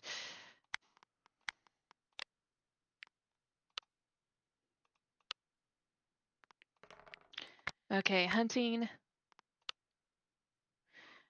Okay, the patrol catches the prairie dog. Yes.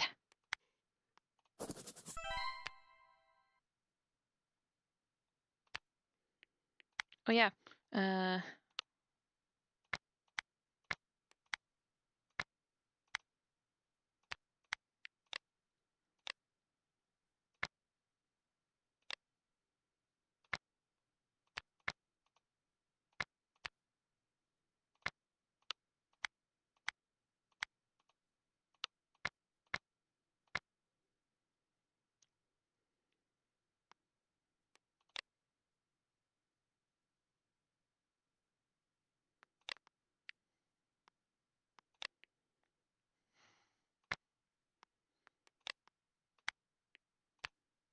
Hey there, Boo Spirit.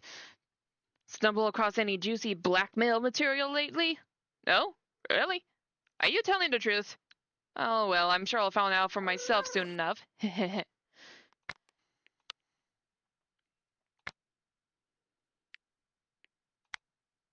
Muscle Storm coldly stalks past you with a pelt covered in flowers, petals shuddering off her fur with every step. Reese Tufting thought she could turn my frown upside down. It didn't work.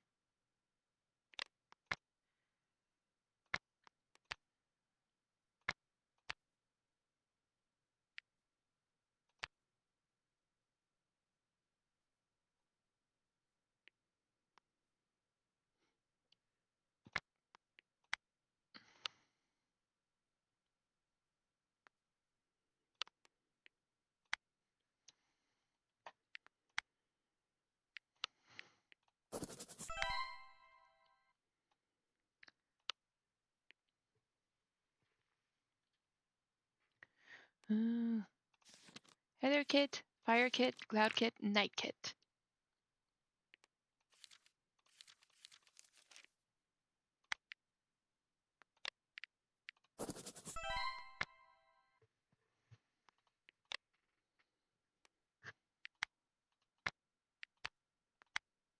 During a patrol, you spot a strange wooden path that's slightly elevated. It has some birds on it.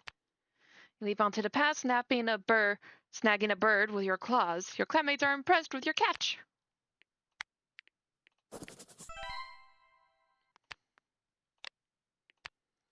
And that should go here.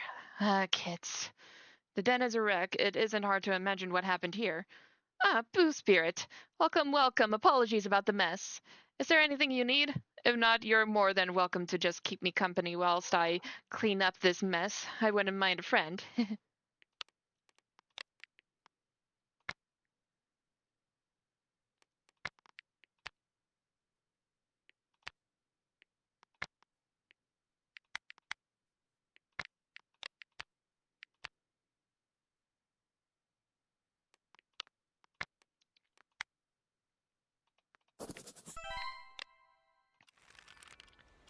And yes, she is fully grown. Oh, hello, poor gals. Oh, and in case you're wondering, my sister, she, well, her cat, or our cat, Boo, has an illness that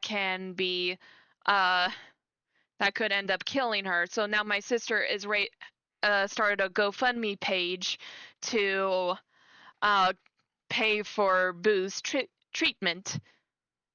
Hence why I started playing LifeGen as Boo.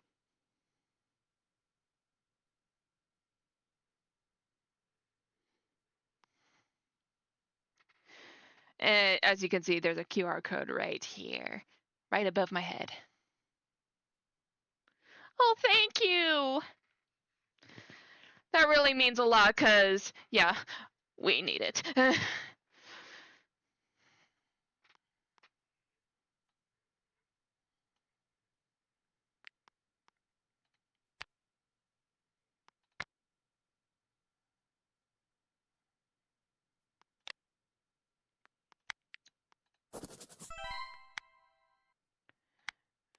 Okay. During a patrol, you spot a strange wooden path that's slightly elevated. It has some birds on it.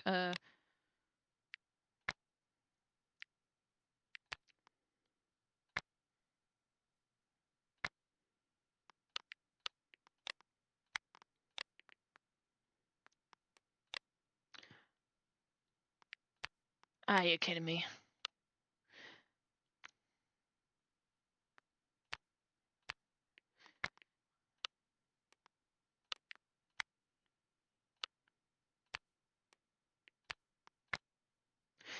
The patrol hears a cat begging for their housefolk to come back, just barely eligible over the sound of a monster speeding away. Autostar finds a kitty pet collapsed by the thunderpath, railing for her housefolk. Autostar comforts her, asking why she was left here. The only explanation she has is that she's sick. Perhaps she was too much of a burden. Autostar offers her a place in Dust Clan, at least until she recovers. She tentatively accepts, looking longingly at the thunderpath as she's led away. Blue Howl. Oh. Blue Howl, Blue Howl, Blue Howl. Where? There you go. Paradox Enthusiast. Oh.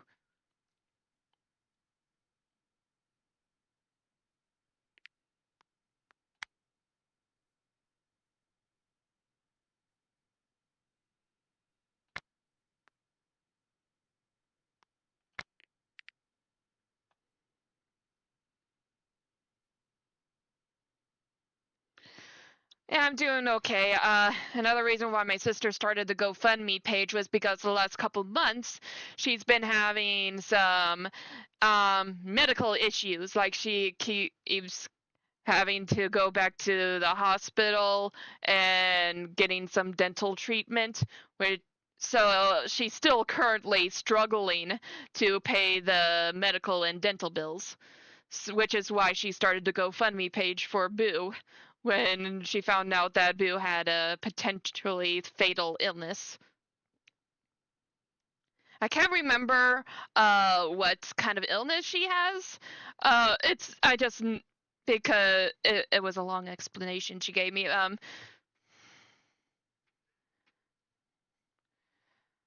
So, but basically, it requires a specific treatment that's very expensive.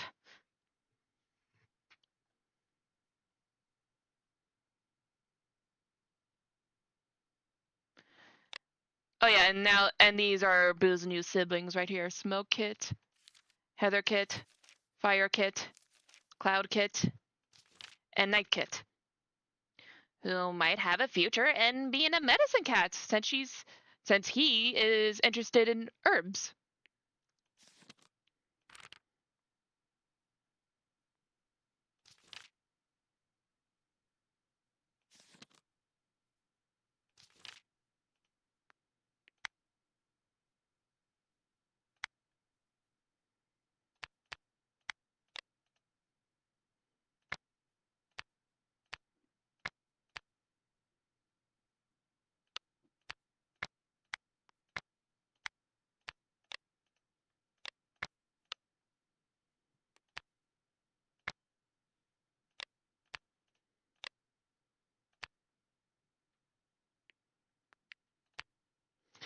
Okay,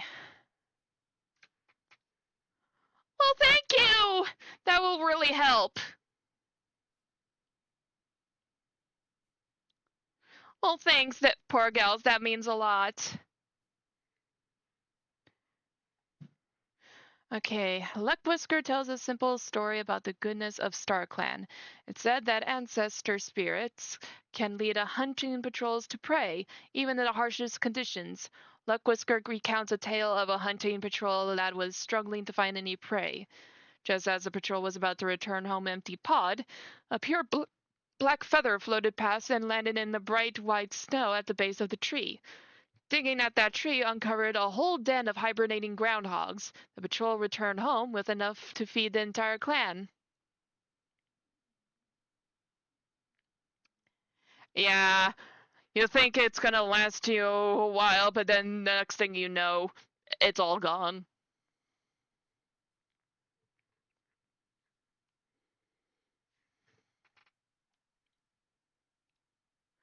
Just as the patrol was about to return home to pod, a white black feather floated past and landed in the bright white snow at the base of the tree. Digging at that tree uncovered a whole den of hibernating groundhogs. The patrol returned home with enough to feed the entire clan.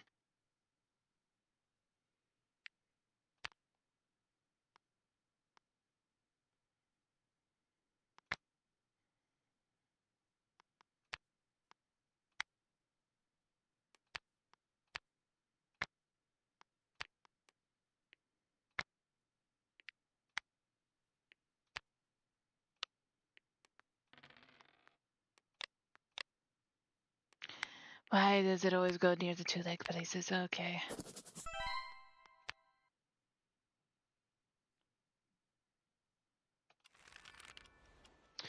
Overnight, the skies open, lashing Dust Clan camp with sheets of hail. Cats shelter in place until the storm was over, and when the clouds part, discuss how best to build what the hail destroyed. Dust Clan does not have enough healthy medicine cats. Oh boy. Midnight Bone and Cinderblotch found a litter of 3 kits and decided to adopt them. Okay. Okay, I think I know who should be. Alright. Breeze Tough, I'm gonna make you a medicine cat for now.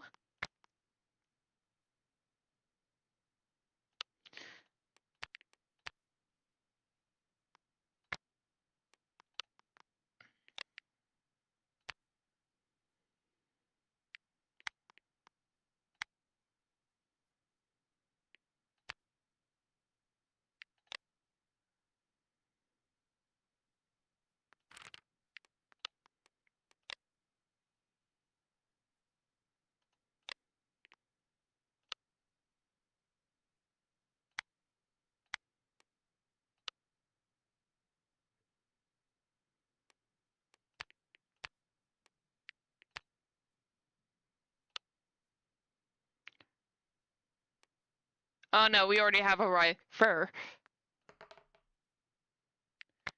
Shade Kid's better. Res kit and wool kit.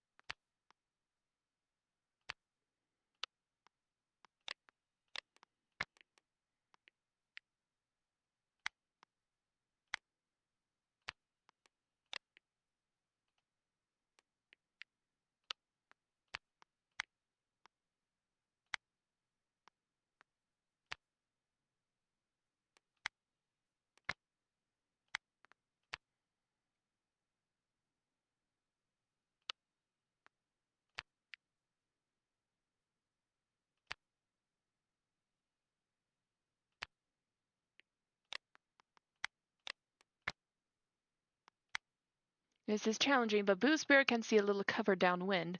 With our descent to betray her and relying on her talent and the hard work she's done to nurture it, Boo Spirit takes one of the prairie dogs down. Medium amount of prey is brought to camp. Yay!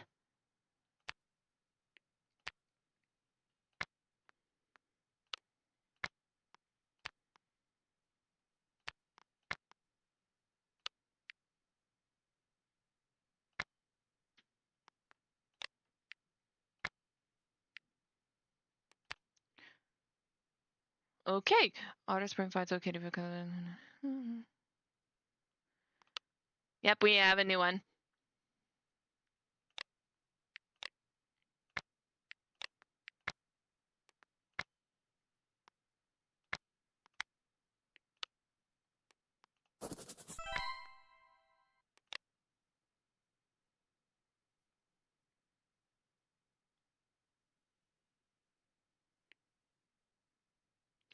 What was I doing? Sorry, I spaced out. Let's see.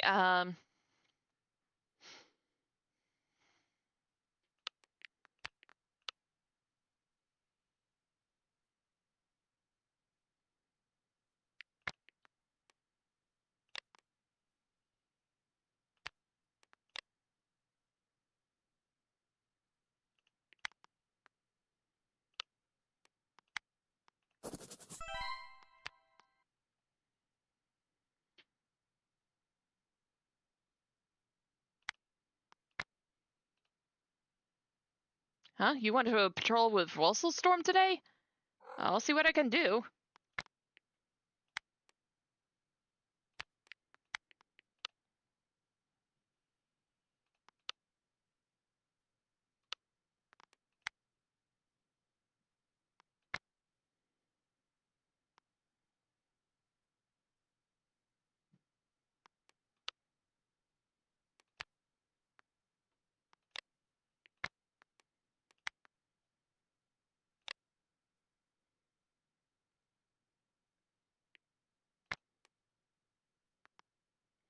Let's make you a mediator.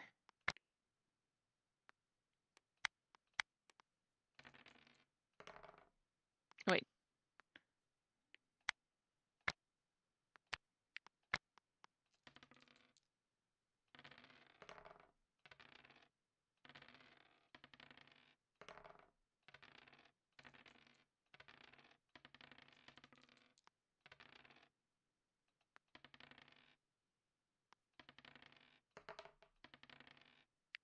Ashen Speck.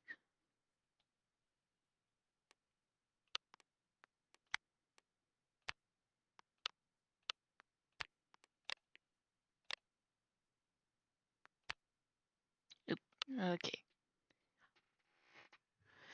Okay.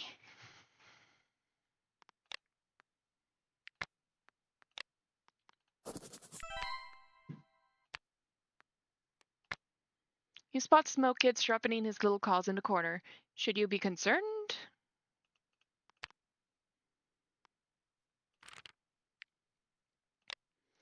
Heather Kid hums a catchy tune.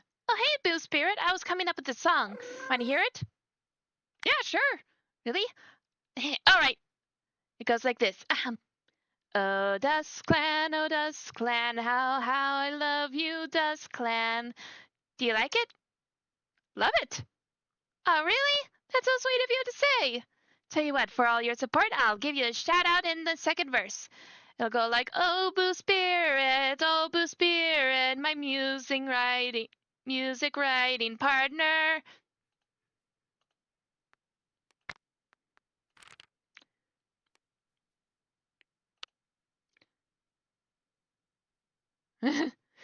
Fire Kid is sitting outside the nursery, his expression shifting between a look of awe and determination as he watches Otterstar move about the camp.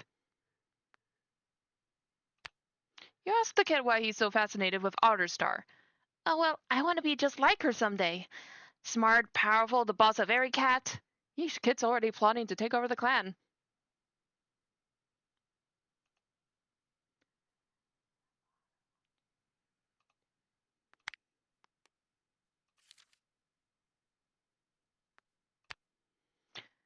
Boo Spirit! I've been looking for you everywhere! Look at what I found! It's so cool, right? Looks like a finch's feather, not to flex. Want to play with it? Look, it flies around so well. Catch it, catch it! And Night Kid. Night Kid is rolling around in the sunshine.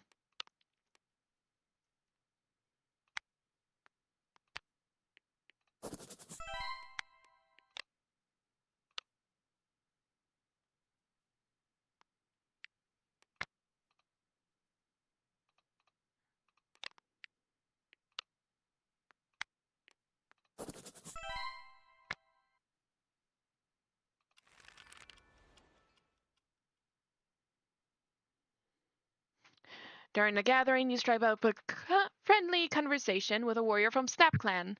Breeze Tough notices you looking tired. You reassure her that you're fine, but relent when she gives you some herbs to help you sleep. While patrolling the border, you catch sight of a deer. It's way too big to hunt, but mesmerizing to watch. Smokeflower has healed from the strain of delivering her litter. Jasmine Stripe and Smokeflower had a huge fight and broke up. What? For those who are just joining us, Smokeflower and Jasmine Stripe were mates, and as well as Boo's Spirit's parents. So it's just wild. They had their second litter, and now they're broken up. Wolf Willow is welcomed as a fully trained mediator of the clan. Well, at least everyone's healthy.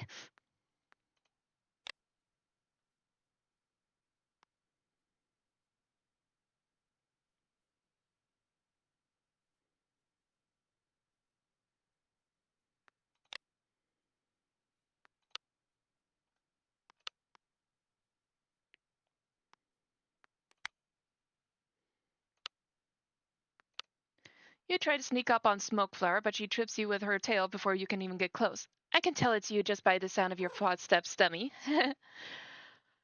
That's your daughter. I wasn't doing anything suspicious. Jasmine Stripe's eyes start around nervously. Maybe it would be best to come back another time. Seriously, though, the two of them joined the clan together.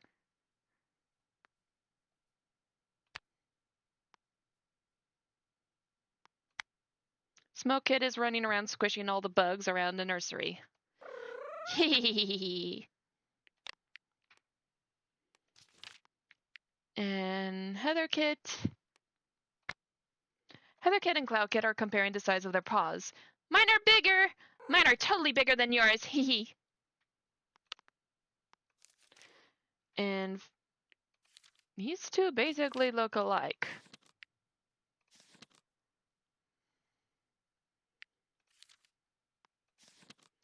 These two are twins.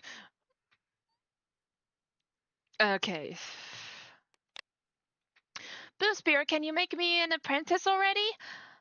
Early? Please, please, please, I'm more than ready, I swear.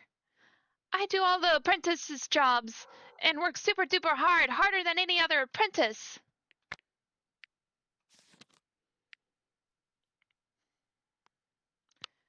Cloud Kid is rolling around in the sunshine. And Night Kid is... You started to notice how much a Night Kid seems to hang around you, even if you don't usually talk when he does. Finally, you ask him why, and his answer is quite surprising. You're so composed. You always know what to do, and you never worry about it. You work hard, and I wish I was you. Oh, that is so sweet!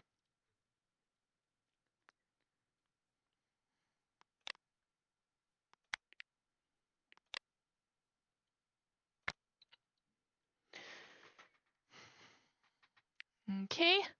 Shaded Kit.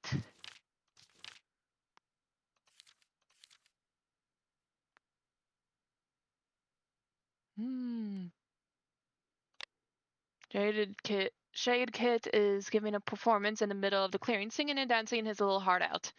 From once before and now onwards, as a clan we strive forwards. We push on and this clan's cat song. As soon as he finishes, seemingly the entire clan explodes into cheers and applause, praising what a talented young cat Shade Kit is. Shade Kit is certainly not lacking in supporters.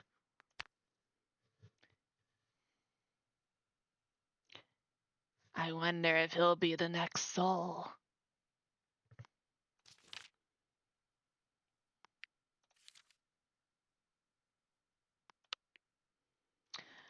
I feel like this little one is going to be like a little villain cat.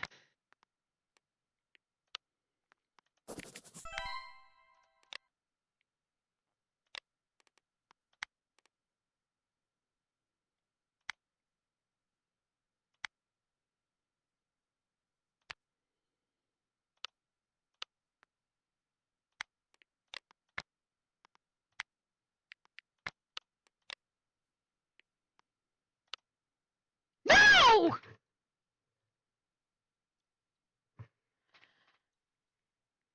Blue Spirit takes the lead into checking the source of the noise, comes face to face with a snarling Wolverine. Blue Spirit yells for her patrol, but the other cats aren't quick enough to stop the Wolverine from killing Blue Spirit in one quick and deadly swipe.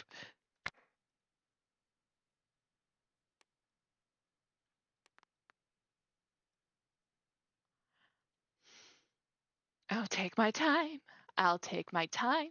And I'll hope it will ask me whether or not to revive Blue Spirit.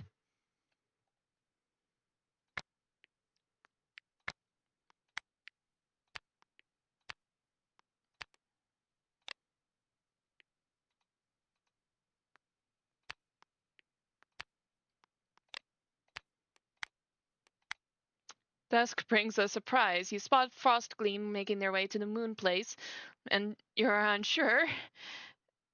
Um, well, you're unsure if you're even allowed to communicate with Frost Gleam. It's rare for StarClan to speak with any cat other than a leader or medicine cat, but surely ordinary warriors sometimes need guidance from their ancestors too. Just because you can't communicate directly with Frost Gleam doesn't mean you can't show them that StarClan is with them. When they settle down to unsuccessfully share tongues with StarClan, you gently touch your nose to their head, sending them dreams of warmth and support. When Frostgleam wakes, you can immediately recognize that they were reassured that StarClan is always at their side, and you purr contentedly to yourself as they head back to camp with a newfound confidence.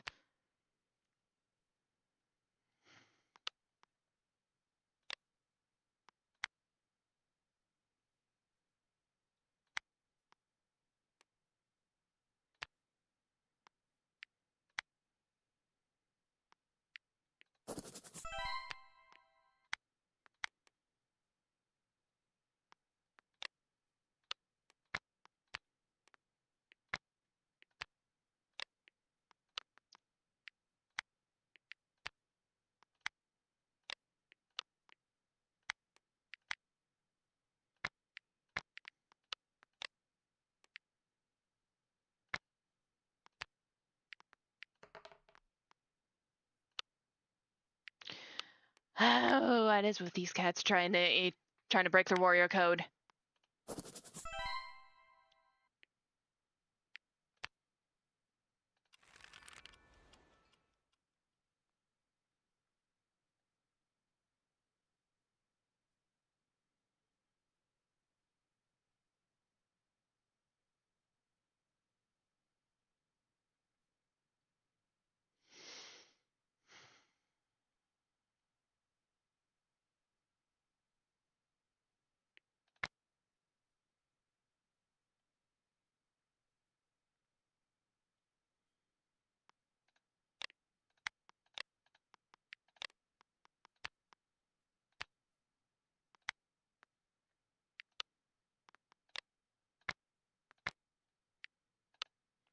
Dusk brings a surprise. You spot Flight Snarl making his way.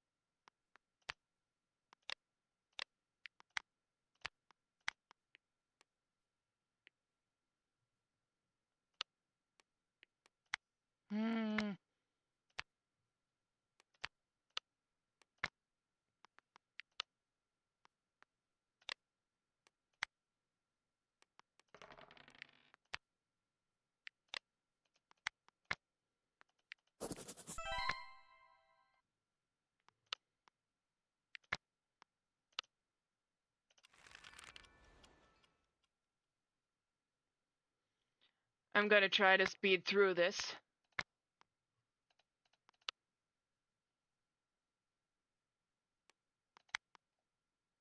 To see what it will let me do.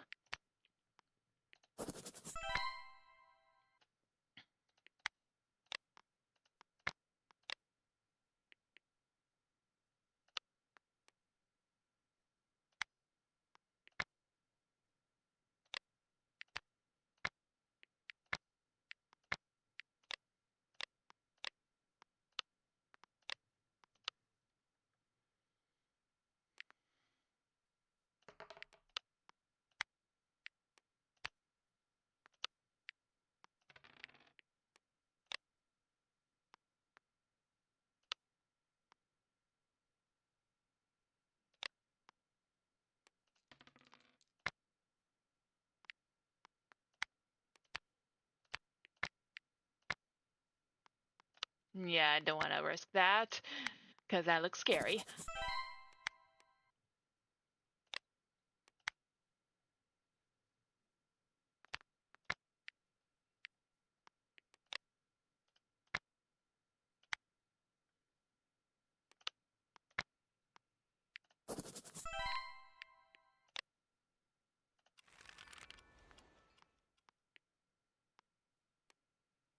Revive. I want to revive.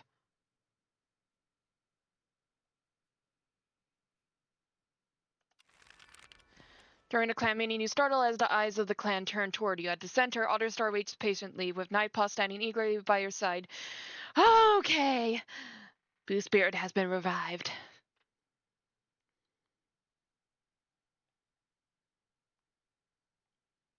Wait, Nightpaw? Isn't Nightpaw...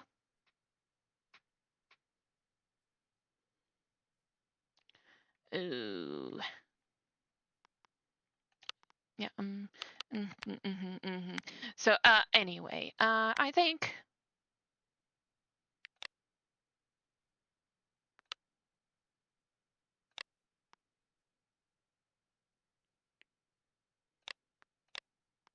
Medicine Cat.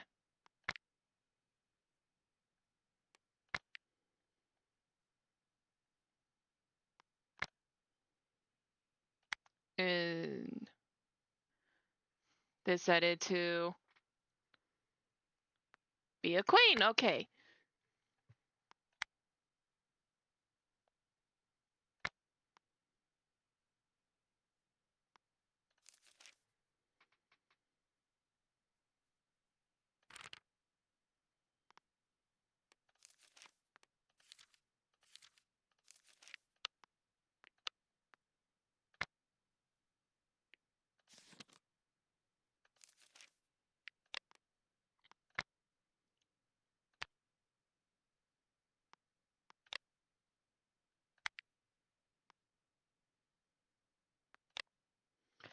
Think there are other clans out there? Like, okay.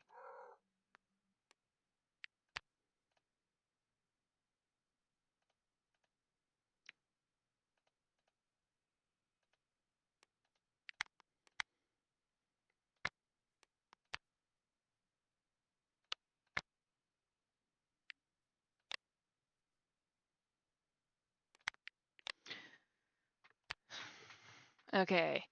Gonna flirt with Rifer. I must agree that was actually neat. Look, I'm surprised.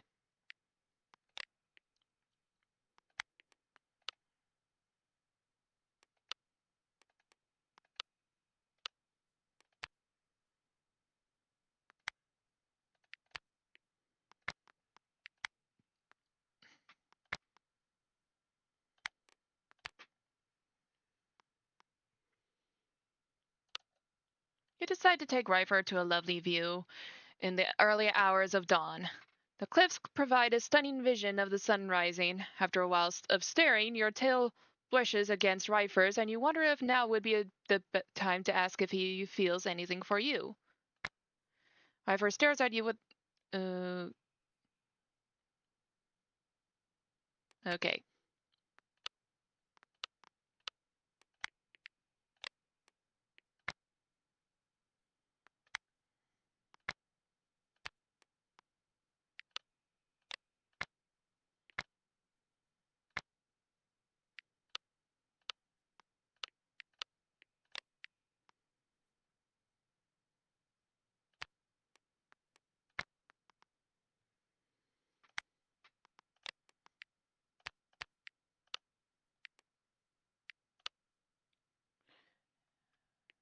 Well, dang. Okay.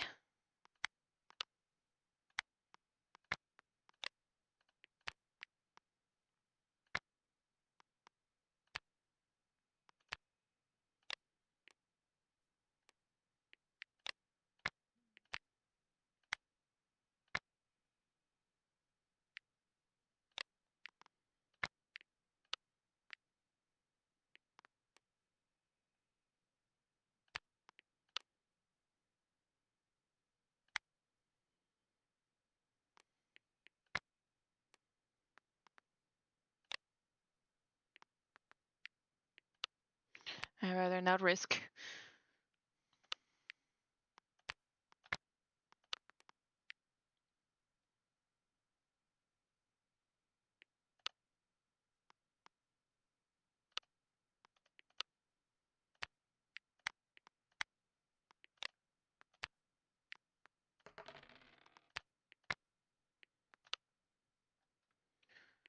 Okay.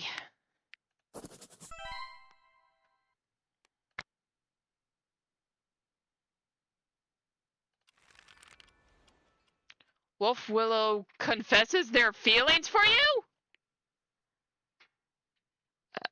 Uh, I. Uh, uh, not what I was expecting.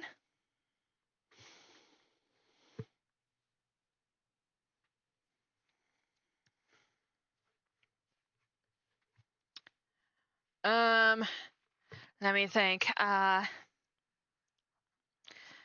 Because I was really starting to ship Boo Spirit with Rifer, and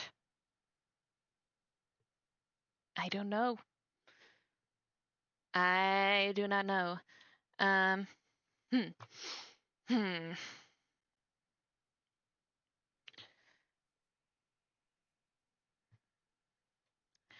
Uh, uh, Thing is, I kind of want Boo Spirit to have kits at some point.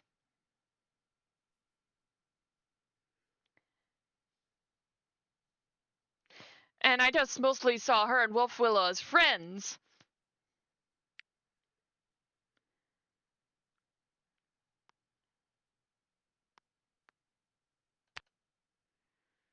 Smokepaw and the kids have left a bit of a mess with whatever game they were playing. You decide to clean up, and later Smokepaw is incredibly grateful.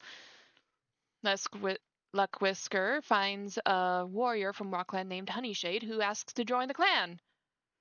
Wolfillo Smokepaw was taking some fresh prey only to find a... Okay.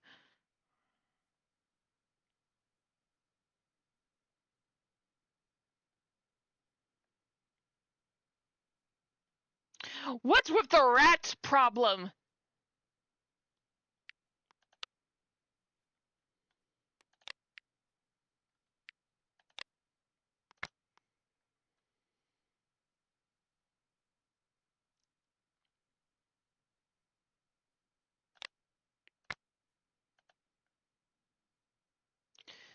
Whoa, you're like really intimidating all the time, you know that?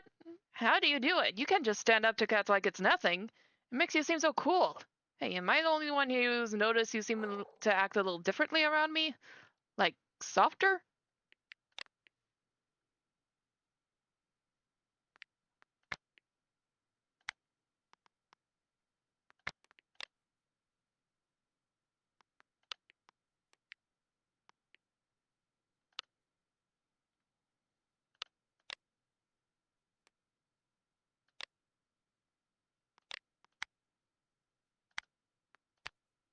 You trot up to Rifer and rub heads with his, earning a small blush. Rifer is seen grinning like a fool afterwards, but he tries to hide it.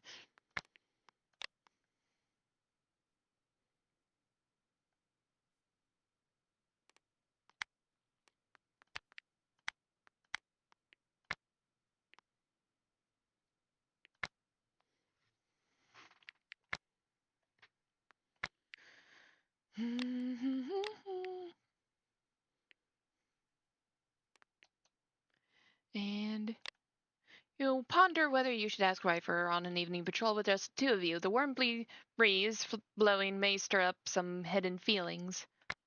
Rifer frowns, asking why there won't be more cats on the. You feel your. Okay. Okay. Why don't the dates go well? Oh, good. There was a moment where she died, but after a while she revived, and now she's better. She is better. She is good. She is an adult. She's a hunting prowess, and something's stirring between her and Rifer, even though their dates weren't going well.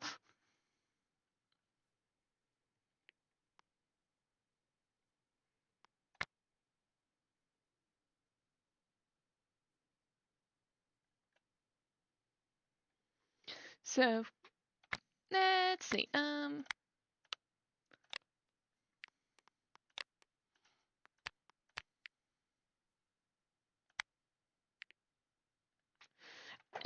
Uh, hold on a sec.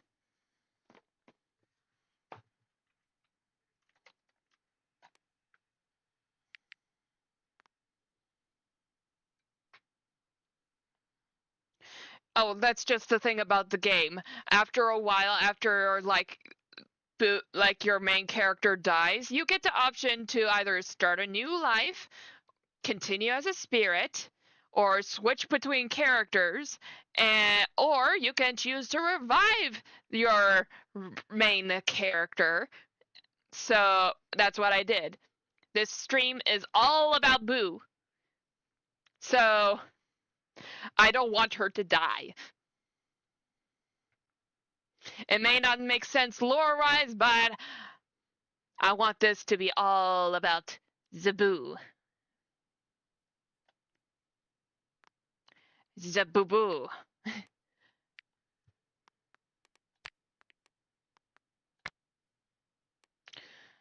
You know what? I'm gonna risk it. Two late kids are okay.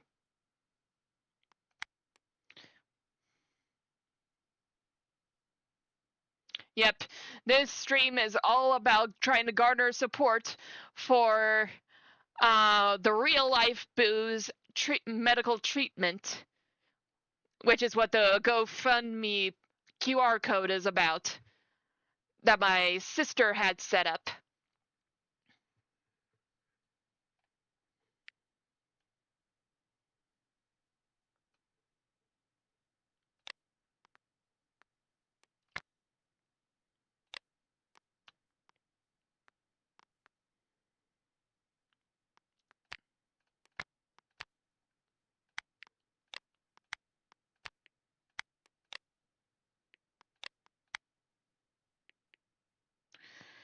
I have a bad feeling about. I don't want to risk getting any of my cats killed again. All right.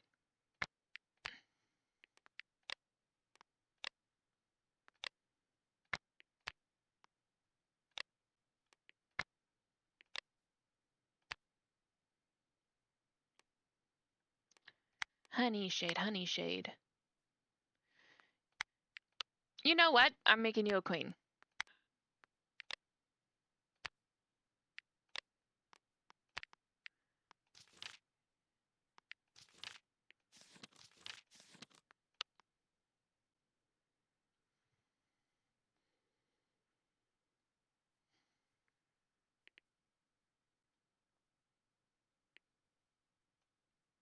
Oh, sure. Hold on. I'll get my phone.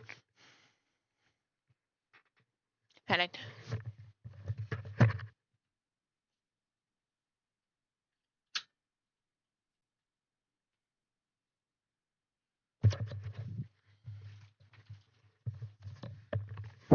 Oh wait, I actually when I set up the stream, I put the link in the description. Can you find it in the description of the stream?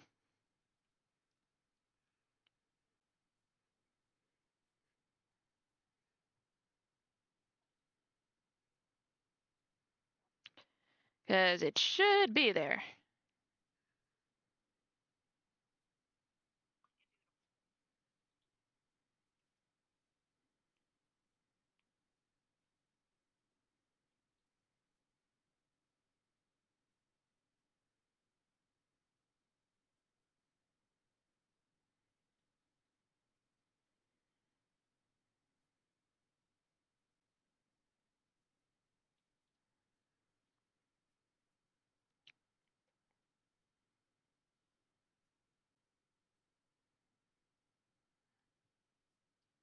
Oh, that's right.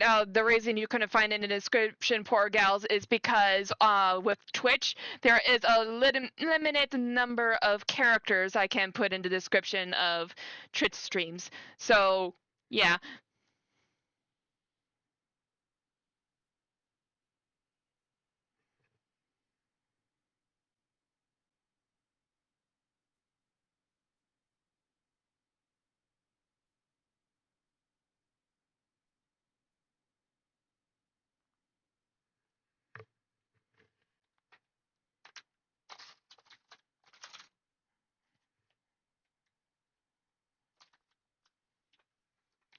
Okay.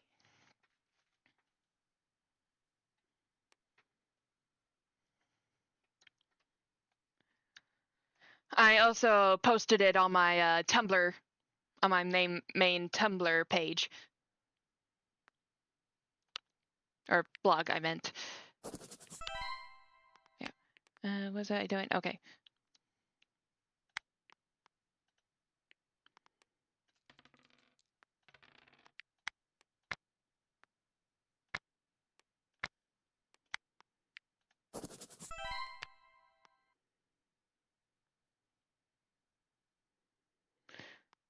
You know, I think I'll make him a mediator.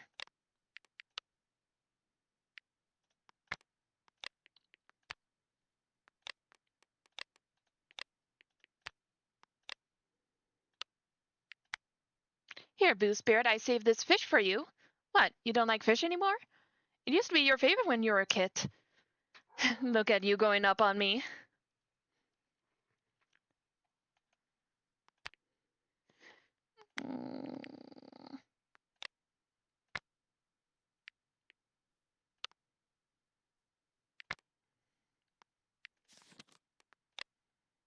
You notice that Jasmine Stripe is practically doubled over in laughter after a short conversation with Woolkit. Oh my Starclad, we need to put Woolkit on lockdown. She was telling me that Smokepaw talks way too much. Smokepaw was right there. Smokepaw was right there! And the best part, when Smokepaw made himself known, Woolkit didn't even care, just repeated herself even louder with a straight face. It seems as though the memory itself sparks another laughing fit in Jasmine Stripe. Only Jasmine Stripe would find such a thing hilarious.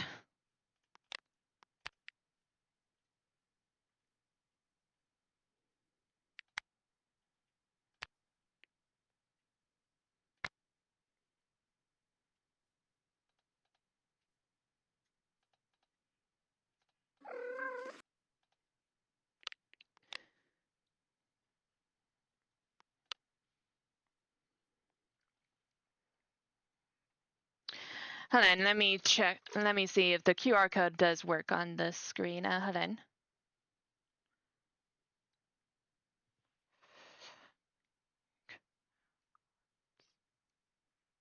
Yep, it looks like the QR code works.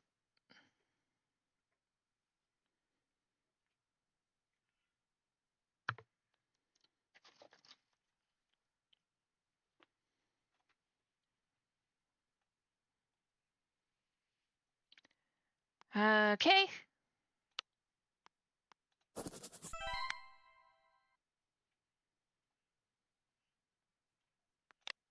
What else should I do? Nightpod loudly blows into the hollow reed he found near the water, creating a clamoring shriek sound that almost makes you jump out of your fur. Well, hello, I didn't realize that would scare you so much. Algius you weren't expecting that. Hey, don't give me that look. Can't you see my genius?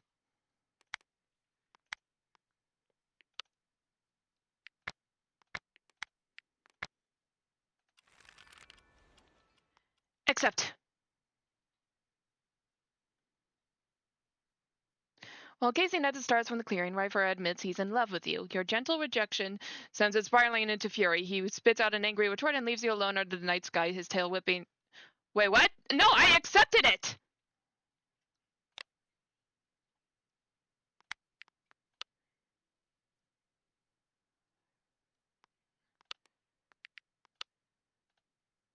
Hey, Boo Spirit, get a load of this one. What happens when a tree falls into the mud? It leaves an impression! Ha! Hey, where are you going? I am quite attractive, aren't I? Do go on. You know what, I'm just gonna say that Boo Spirit didn't mean it. You assign yourself to guard camp at night knowing that you can keep yourself awake and alert the entire night, unlike some warriors. Boo Spirit no longer has a stomach ache, and Frostcream, okay. Well, trousers.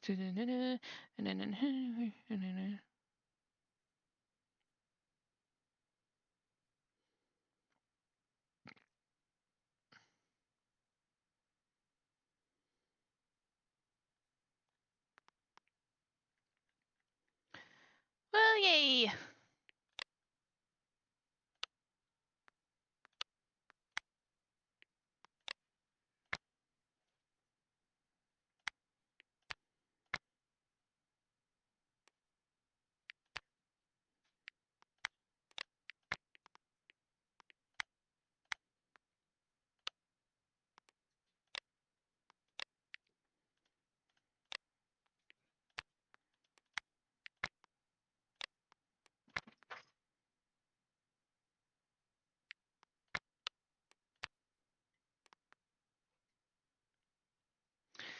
Okay, alright,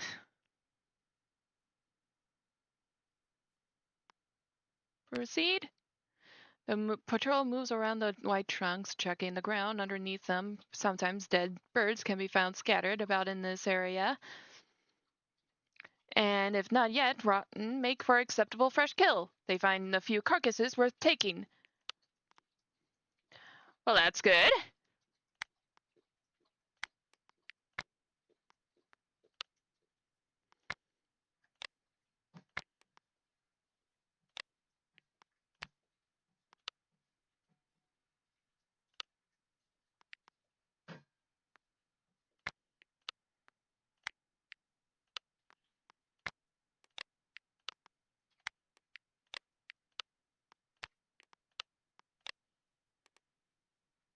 While training, Midnight Bone admits that he doesn't think that he's a good deputy. Cloudpaw blinks at Midnight Bone compassionately. That sounds like a hard burden to bear alone. With an empathetic ear, she listens to Midnight Bone's current struggles filling the deputy position, and by the end of their training patrol, Midnight Bone feels a huge weight off his shoulders. Okay, let's see.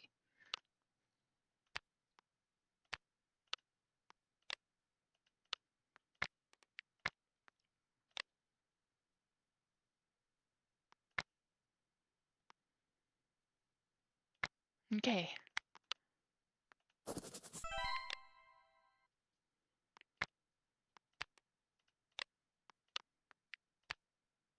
A queen asks you to watch over her kids while she hunts. It's a chance to share stories and keep the young ones entertained. You accept and keep the kids entertained with the stories of your adventures. The queen returns to find them asleep, grateful for your help.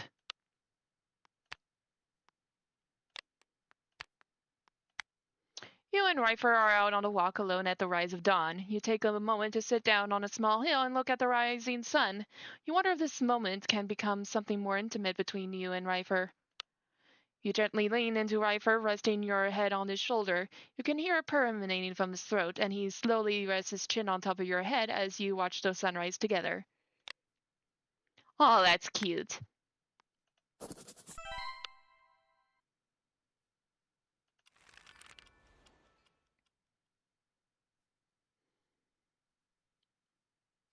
You've known Rifer since you were both apprentices, clumsily pawing at moss balls and racing each other up trees.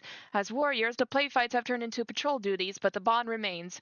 One day, while sharing a warm patch of sunlight, you realize the depths of your feelings. You give him a nudge, a purr rumbling deep in your chest, and he nudges you back.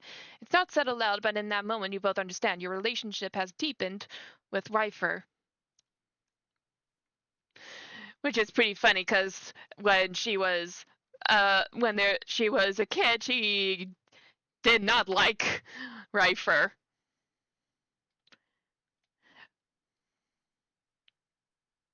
Oh dear.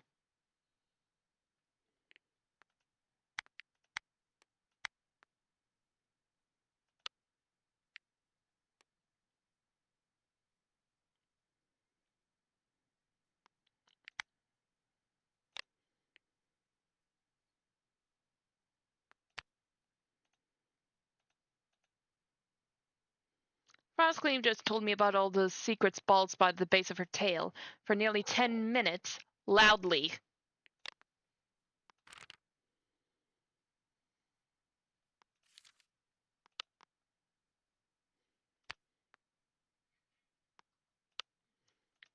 Firepaw is fast asleep, sprawled out in front of the half-built nest. Heatherpaw approaches you outside your nest one day, looking shy and a little embarrassed. Will you please tell Smokeflower to stop asking other cats to be my friends? I tried and tried to tell her that I'm fine on my own, but I don't know. You've always been better with the feeling stuff. Maybe she'll listen to you? I'll try. Thank you.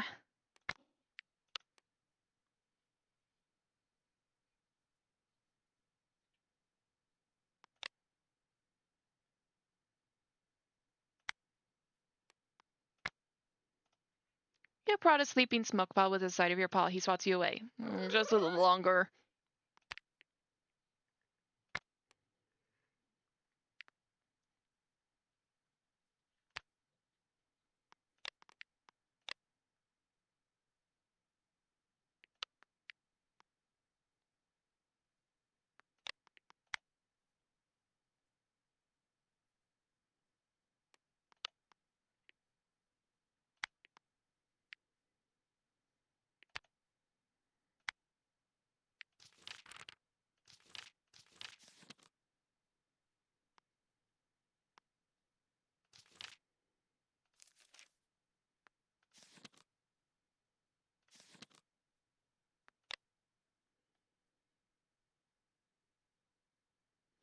Oh, thank you, Seabound.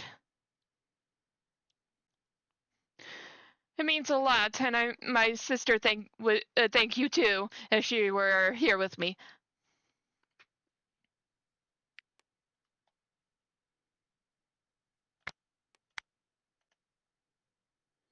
You catch Rifer admiring you shyly out of the corner of your eye. The way he looks at you, no one's ever looked at you like that before, like you hung the moon. He looks away and buries his face in his paws as soon as you glance over. You must have him really smitten. Aw, me? No way. You deserve all these compliments.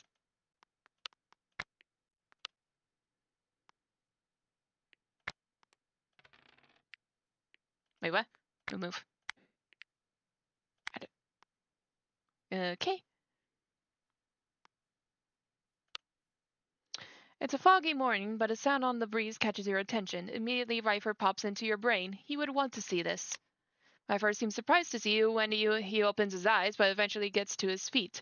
As the morning sun turns orange with the dawn, the two of you watch in silence. The local hawk's nest has hatched, and every now and again you catch a glimpse of a chick.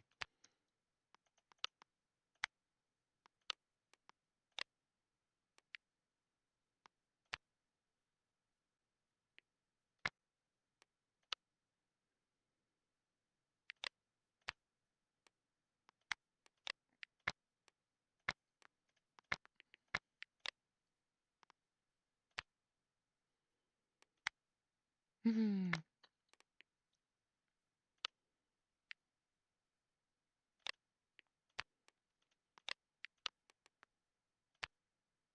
As Nightpaw pats through Dust Clan territory, he feels a presence join him. Proceed. With respectful nods, the patrol pauses.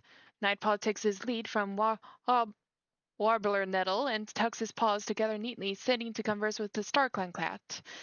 Elder Lees was gathered. Hmm. I knew Nightpaw would make a good medicine cat.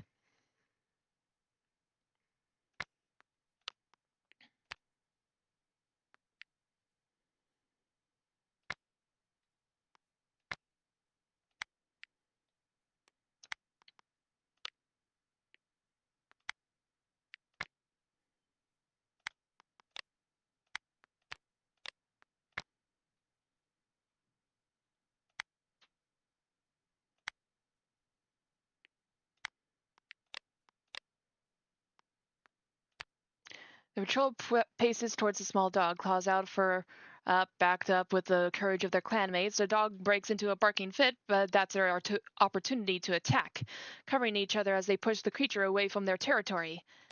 Yes. Oh, yeah, most of their...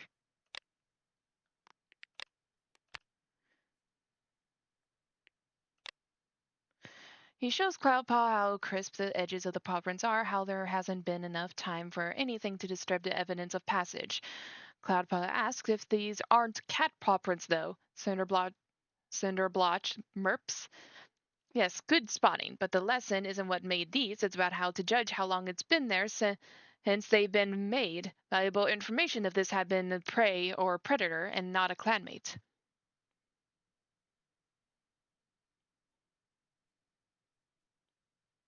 Aww. Yeah, Boo is, uh, she's like the queen of the castle. Like, she gives off queen energy when she walks around. She likes to go to high place. She go like you can see it the moment she goes to the top of the cat tree, and she's like the queen of the castle, and she doesn't like it when the other cats try to go up to the top with her, and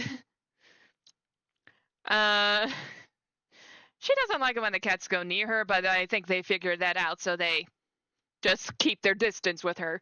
So but yeah, she's a real cuddle bug as well when once you get her in a good mood. Yeah, and my sister, she cuddles with Boo all the time, and Boo loves it.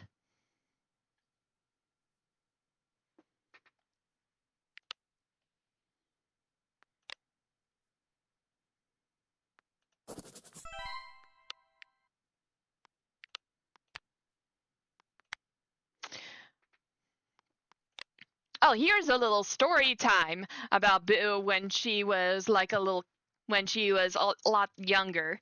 Like, the way we got her was that it was after we had another cat named Allie. She was also my sister's cat, uh, but unfortunately she had passed away. She passed away, and my sister was devastated.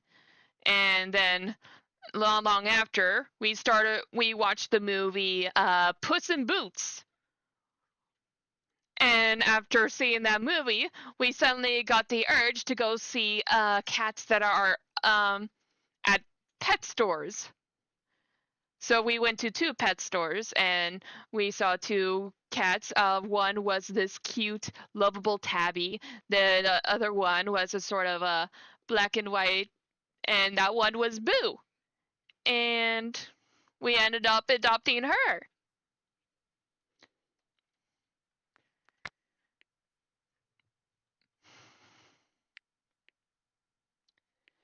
What was I doing? I can't remember what I was doing.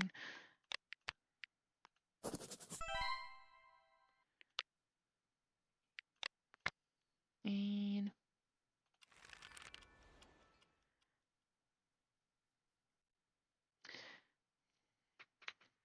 You bring back the first catch of the day and place it proudly on top of the fresh kill pile. You're out with Cloudpaw and Russell Storm today. You're not on a patrol, really, but all of you just wanted to stretch your legs. Oh, hold on. I am getting thirsty, so I'm grabbing a drink.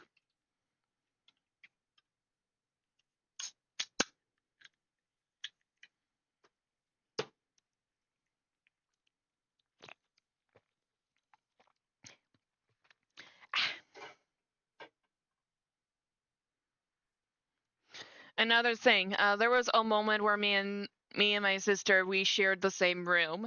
That was like in the basement, and Boo, she would just I would get the top bunk while my sister got the bottom bunk, and Boo would constantly jump up to the top bunk with me. I think she just wanted to feel tall. I think that's what any cat wants. They want to feel tall, and look how everything's small. How small everything looks beneath them. Okay. Uh,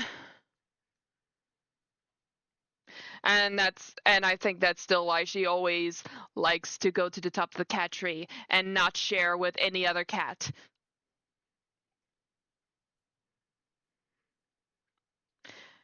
All right, and you're out with Cloudpaw and Wasslepaw today. You're not on. Okay.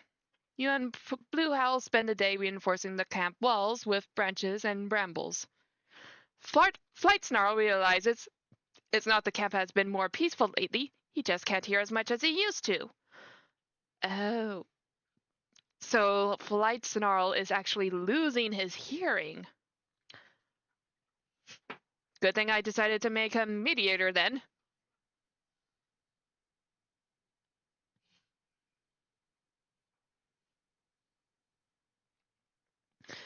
Warbler Nettle believes he's meant for something greater. Muscle Storm's White Cough is gone. Okay, that's good. Firepaw has recovered from White Cough. Good. Nightpaw overexerted himself and is feeling extremely sore. Woolpaw has gotten Green Cough. Oh, no.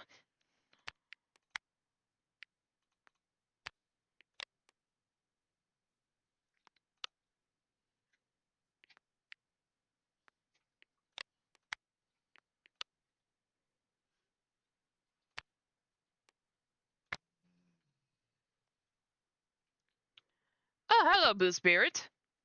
Right for a cat who usually pulls off such harmless antics, stares at you as though you had just witnessed him commit the ultimate atrocity. You notice a slight mess dripping from his jaws. So, how are you? Have you, eaten well? No? Did I eat the last of the fresh kill? Of course not. Why would a tiny, goofy little cat like me ever do that? If you really think I ate the last piece, you must think I'm some kind of monster. Okay, fine. I'm a terrible liar. I ate the last piece. Please don't tell anyone. I was starving. I couldn't help myself. Please don't hate. Oh, wait. You aren't mad? Oh, okay.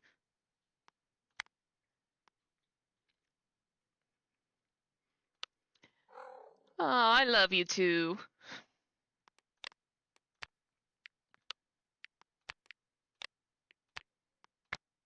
The deputy is forming a border patrol. Do you want to volunteer?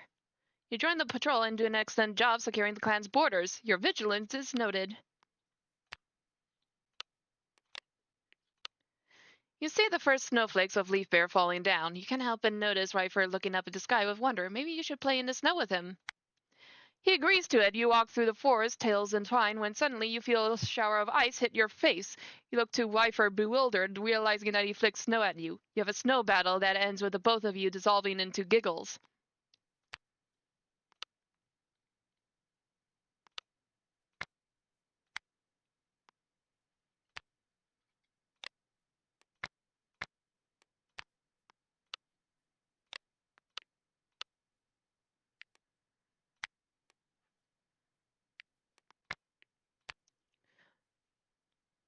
Eyes glowing with the last rays of the sunset, the small hunting party heads out into the gathering dusk. Boosbird knows exactly how to take advantage of the growing gloom, giving the rest of the patrol a couple of ideas that tipped the balance from a successful patrol to an astonishing, outstanding one.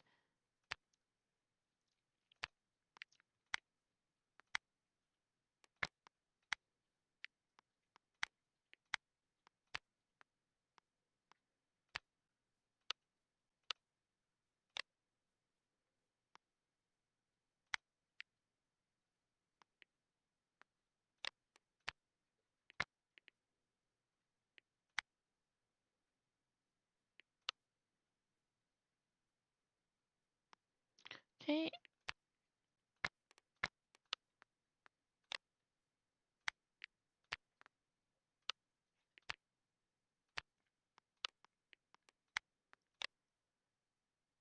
Pfeiffer finds a loner offering healing skills in exchange for shelter. Proceed. After hearing more about the clan, the loner politely declines joining. The patrol met Tree. Your clan's reputation towards outsiders has remained neutral.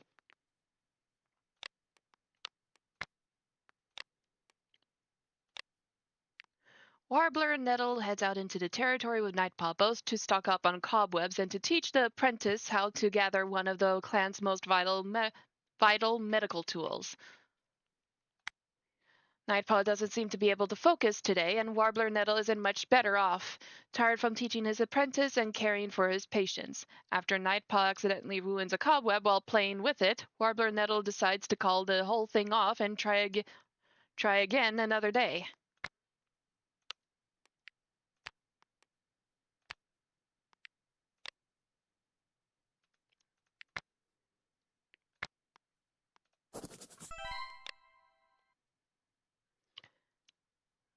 Oh, and here's another funny story with Boo. There was a moment where, you know how I mentioned how me and my sister lived in our rooms downstairs, basically in the basement, right? So there was a flooding that happened. So we and my sister had to move out of our bedrooms, and we ended up living in the tent trailer in our driveway. And we had to do that for a long time, and every time we sort of camped outside, we could hear Boo scratching at the door going like meow, meow, meow. She wanted to come to us so badly.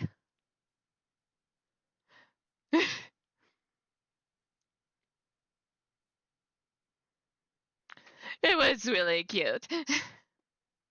But of course, we also had to be careful because we couldn't let her outside.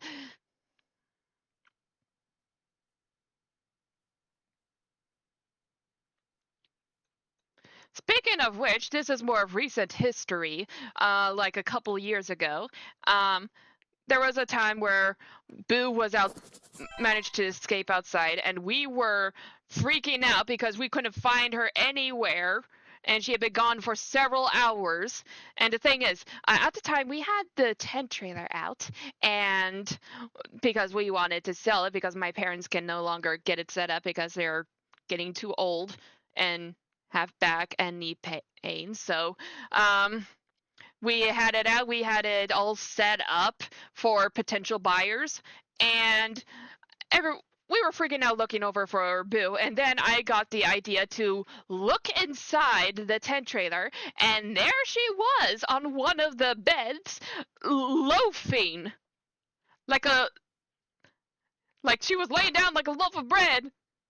We were all freaking out, and here she was lounging around in the tent trailer.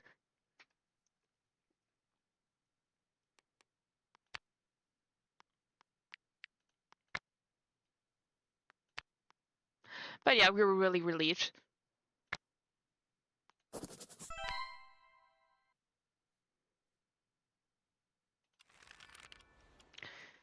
You spent some time with Smokeflower today. The two of you enjoyed the time away from camp. Smokepaw is looking worn out. You offered to watch the kids for a bit so he can rest.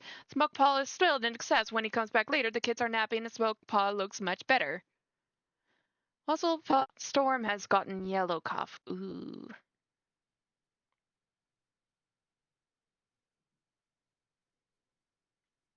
Hmm.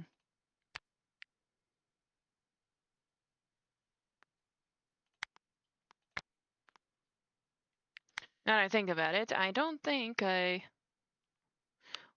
Oh, that's right.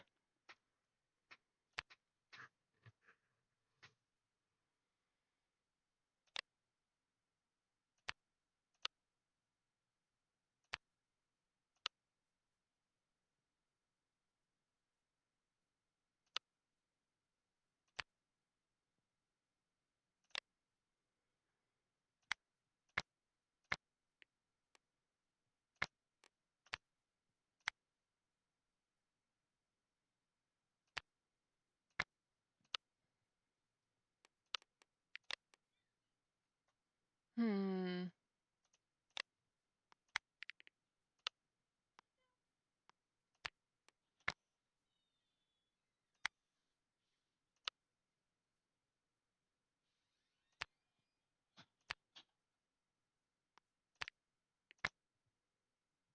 Wait.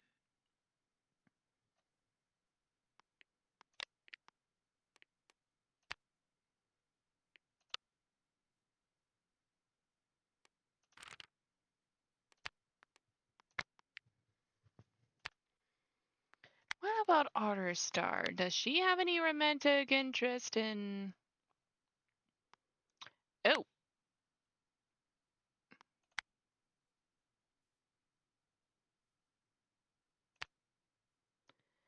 Eh.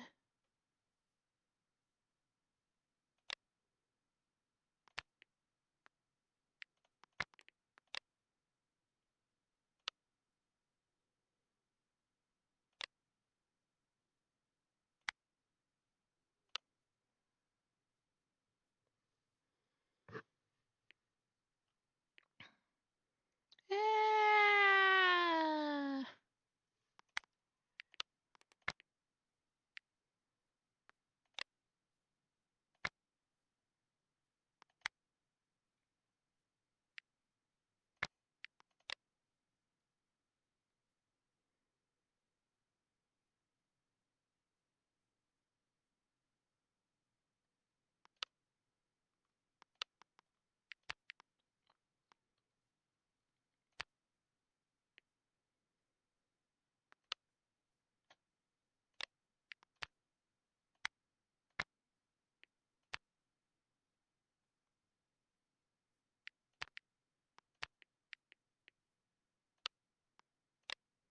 You see Rifer bounding through the snow without a care in the world as he plays with some kits. Snowflakes get caught in his fur as he effortlessly glitters under the sunlight. You stop to wonder how you got so lucky to have Rifer in your life. Oh, it seems Rifer caught you staring. You embarrassingly hurried off before he could ever come to question anything.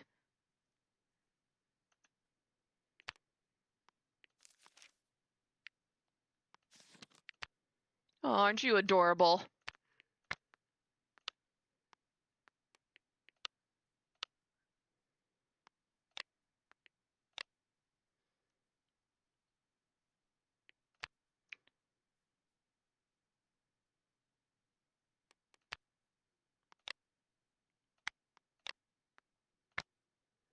You and Rifer take a walk along the edge of the territory, trees gently swaying and birds calling in the breeze overhead. You notice a scrap of leaf clinging to River's fur, and consider brushing off with your tail. But no, would that be too weird? Proceed. You gently brush your tail across River's shoulder blade, and he thanks you with a purr that's a little too warm for the simplicity of the favor.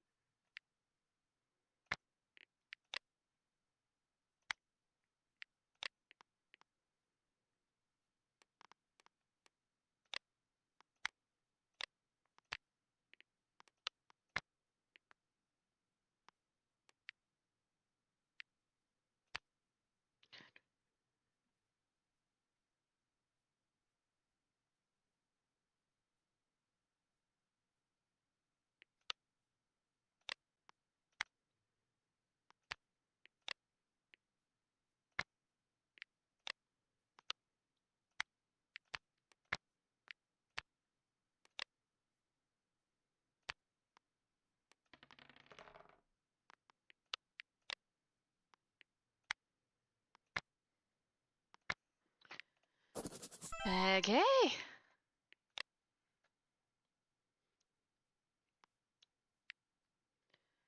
Time skip 1 moon. It's a great day to lie down and soak up the sun's rays. You take advantage of it.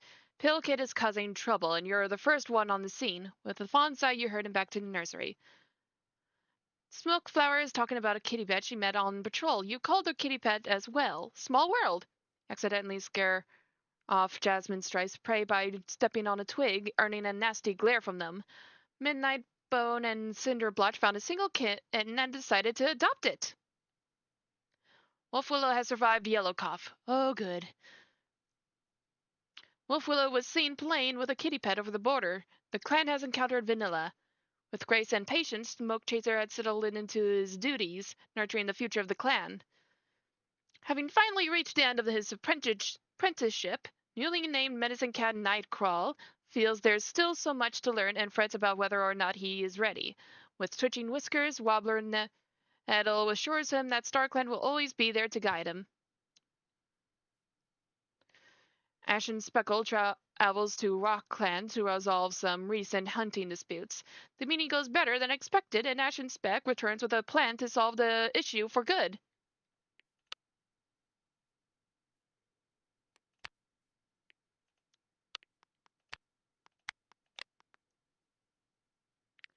Okay, so they...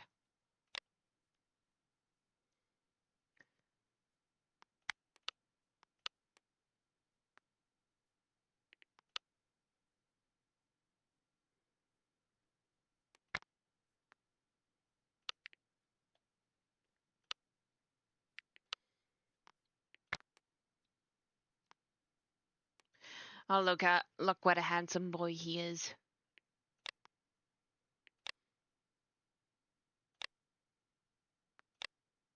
Oh, Boothbeard, so good to see you. I hope you've been having a good evening. Actually, do you think you could help me with something? I've been trying to decorate the camp, and I wanted to know which you prefer, purple flowers or golden flowers? Purple flowers. Oh, really? Let me put them up here and see how they look. Oh, wow, they look fantastic. They make the leader's den look quite regal. Thanks, Boothbeard. It means a lot.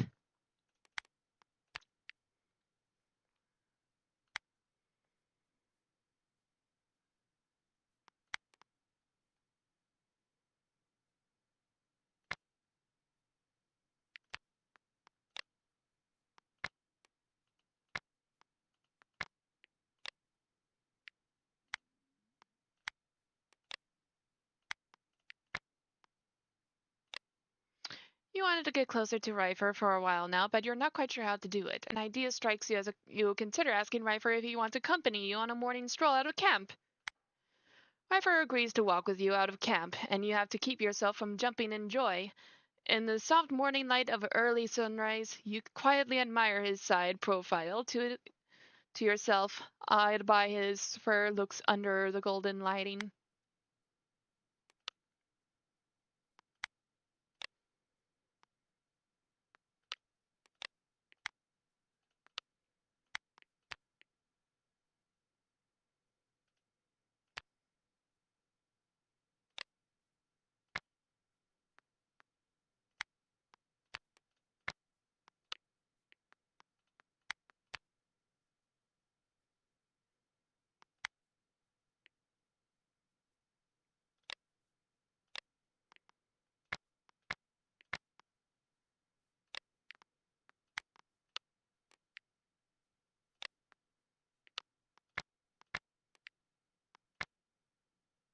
Nope, I don't want to risk it.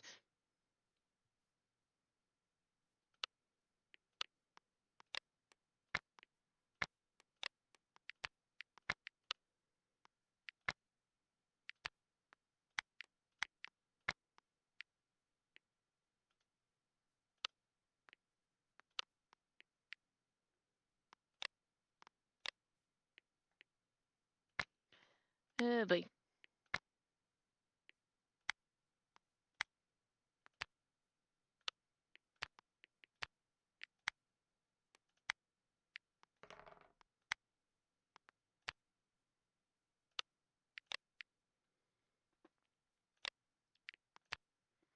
New Spirit, I just want to let you know that I'll love and support you through anything.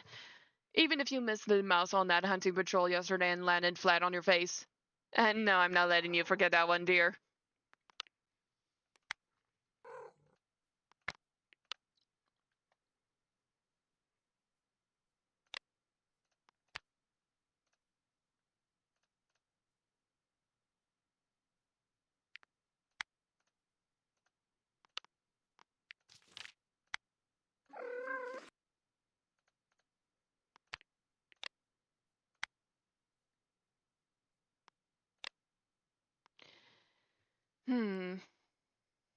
You know what?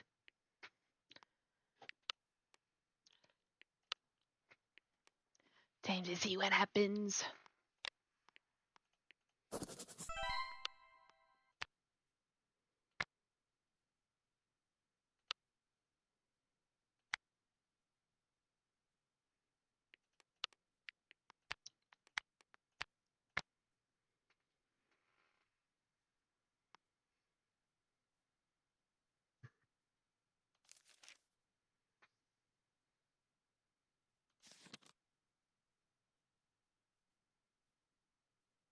Why does a purr startle you?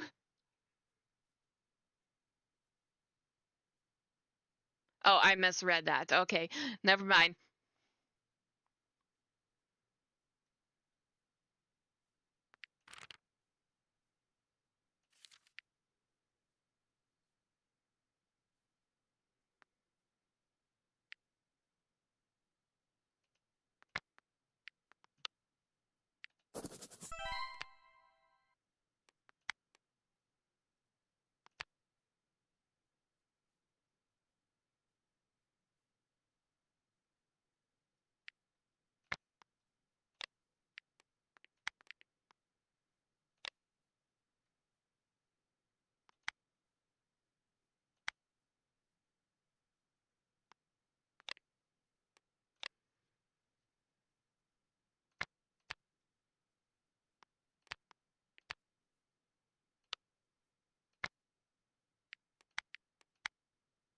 Hmm.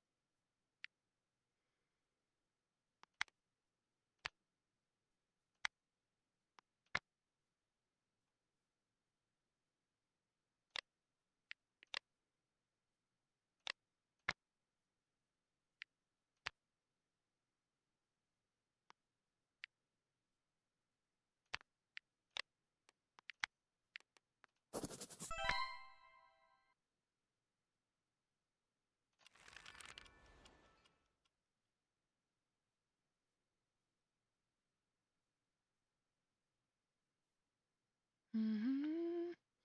Okay.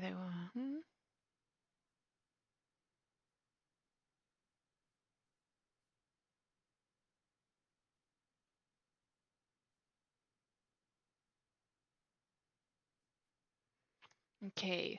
So Heather Paw is now Heather Wessel, and Fire Paw is now Fire Howl, and Cloud Paw is Cloud Oat, and Shade Paw will now be Shade Pollen.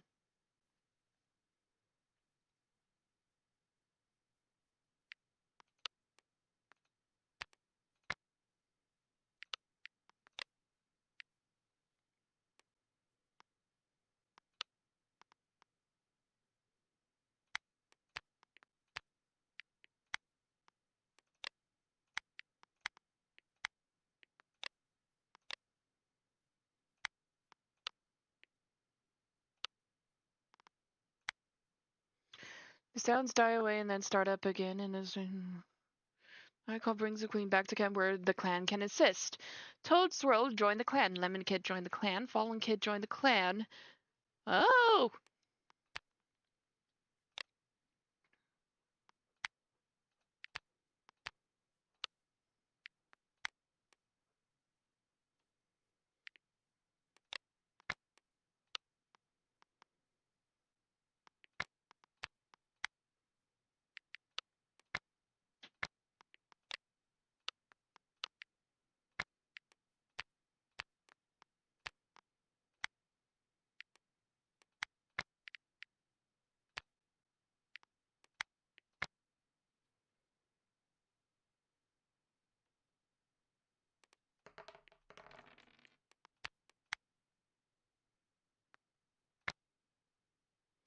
The patrol immediately stops their border barking and switch to tracking the scent of the intruder instead. At the end of the trail, they find an old kitty pet, wheezing his two legs' name. Otterstar reminds the patrol of the story of Tigger.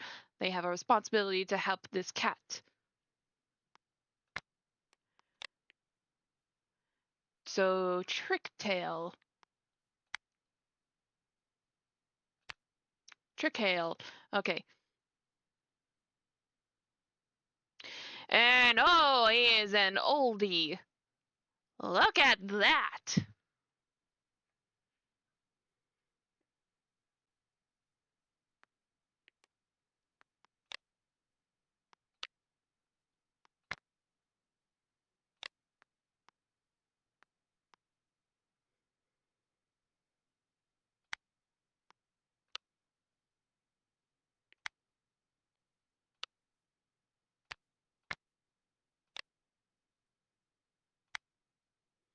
Ooh, yeah.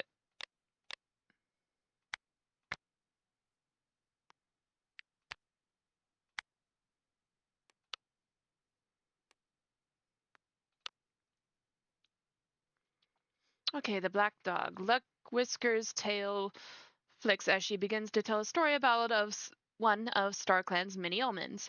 It was many moons ago, long before any cat alive today was born, when a large black dog found its way into.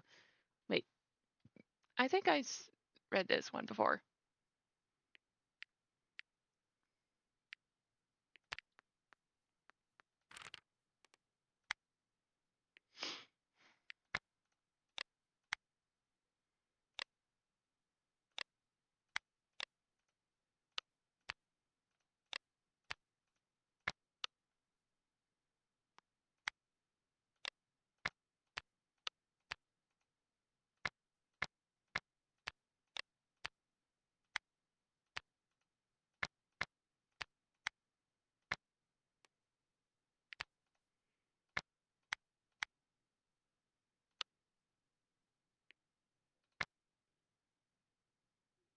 Ooh.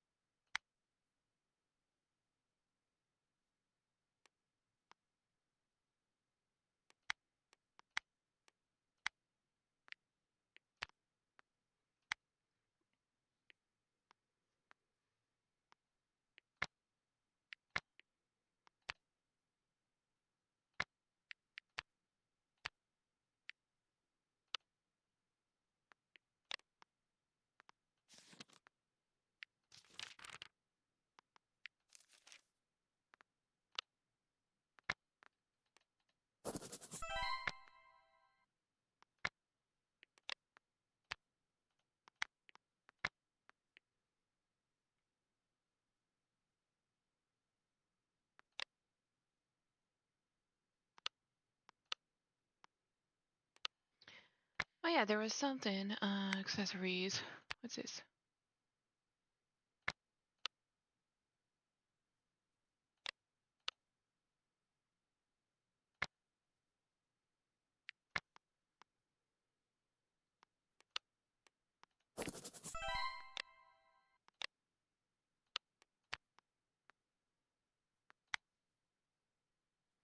You and Rifer encounter a huge open field in the territory, whilst there's many out in the plains.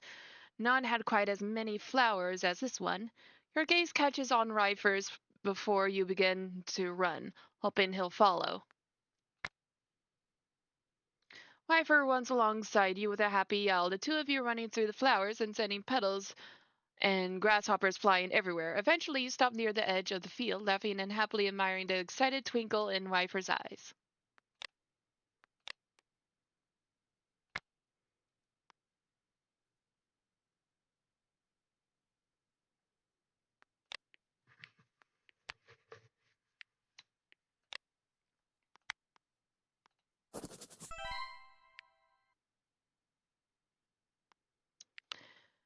Okay, let's see.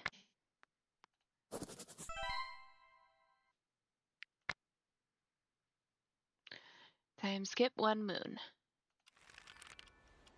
Nightcrawler notices you looking tired. You reassure him that you're fine, but relent when he gives you some herbs to help you sleep.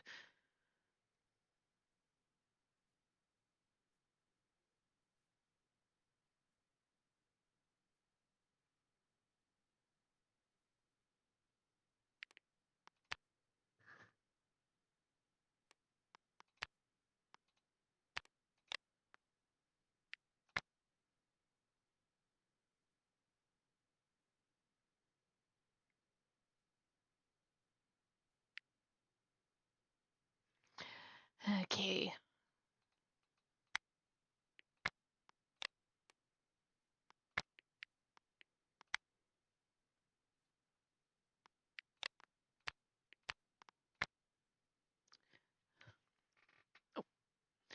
Okay, a queen asks you to watch over her kids while she hunts. It's a chance to share stories and keep the young ones entertained. You accept and keep the kids entertained with stories of your adventures. The queen returns to find them asleep, grateful for your help.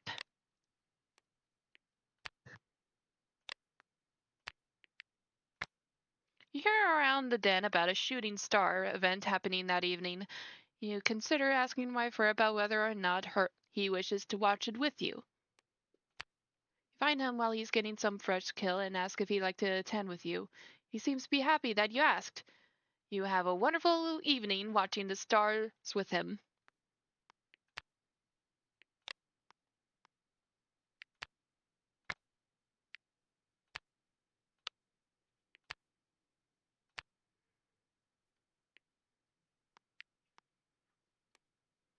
Hmm.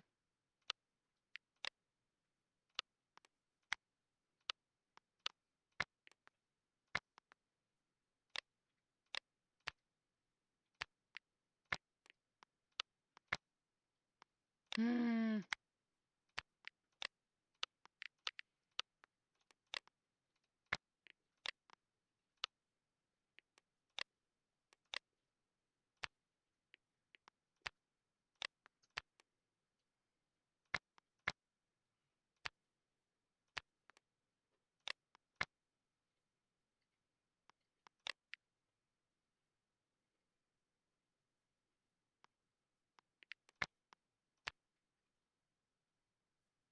Patrol comes across an Adderclan apprentice waiting quietly at the border. When the apprentice notices the patrol, they press themselves to the ground begging to join Clan. Hyper is eager to steal an Adderclan's apprentice right out from under their noses. He stood close to the apprentice on their way back to camp. At first, the clan is unsure, but Wyfer vouches for Posy Paw and she is allowed to join the clan.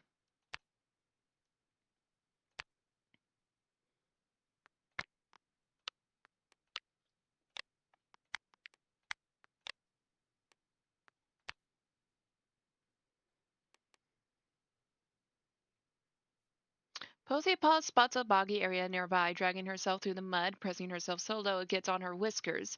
She crept closer below the sentry's view. She leaps from cover, grabbing the outermost isolated prairie dog. Midnight Bone runs in to help finish it off, tail slashing excitedly as he congratulates the muddy victor.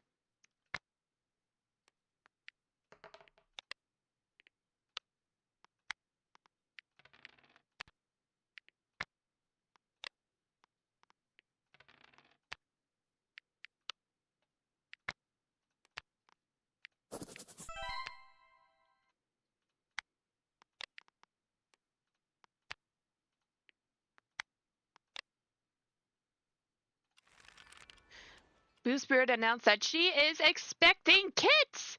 She isn't keen on being confined to the nursery just yet. Cinderblotch stands triumphantly on a leg that now works only a little worse than before. While it'll always be weaker than his others, it's been a long journey to heal such a badly injured limb. Nightcrawler no longer has a stomachache. Lemon has gotten heat and exhaustion. Ooh. The stench coming from Trick Hale is finally fading. He's recovered from Karen Place disease.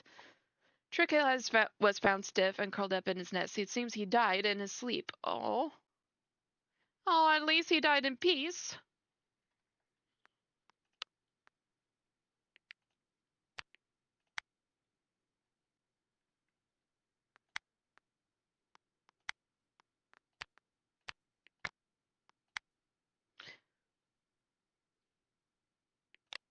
You successfully to a lost loner, okay.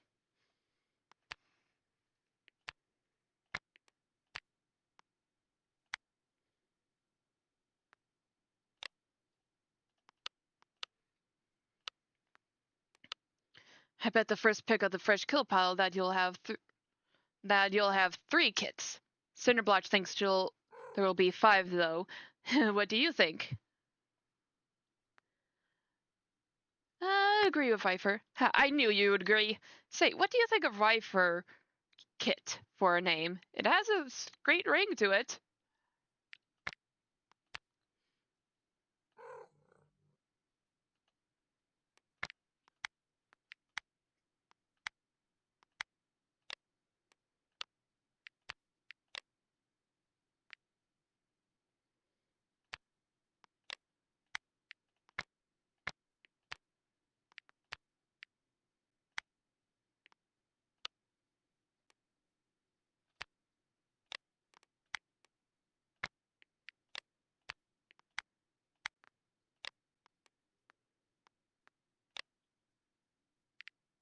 Nope.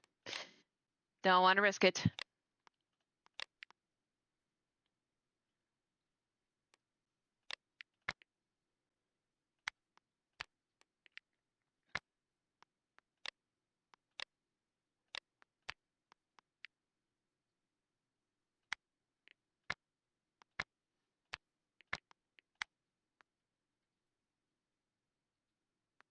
Nope. Nope, nope, nope. Mm-mm. I don't trust it.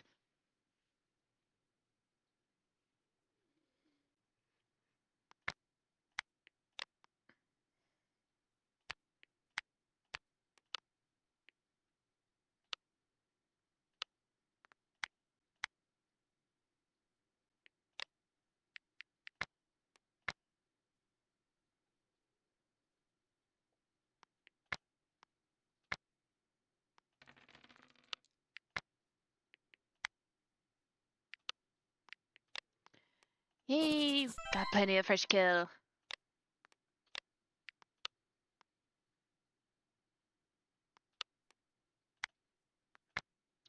I met a kitty pet on patrol today. They asked me what it was like to live in a clan, as if I have time to chat with any random cat I come across. Every cat in this clan just takes everything so seriously. I can't stand it.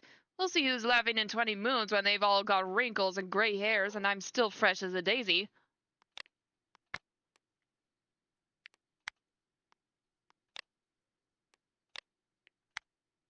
Nightcrawl is talking with Jasmine Strep across the camp. Always nice to see the family getting along.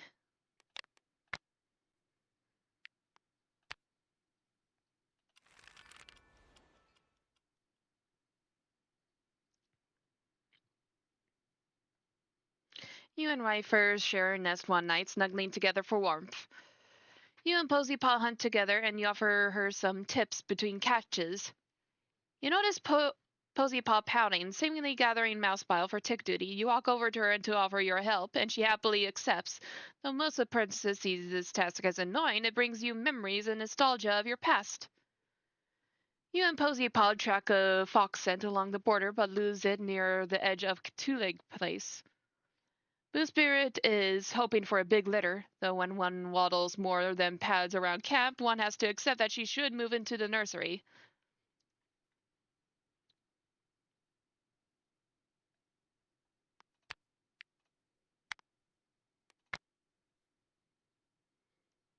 Oh.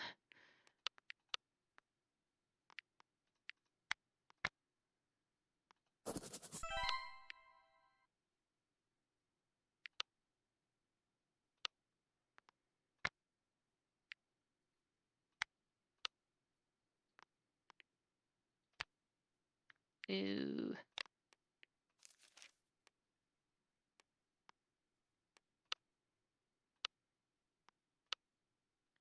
smoothly.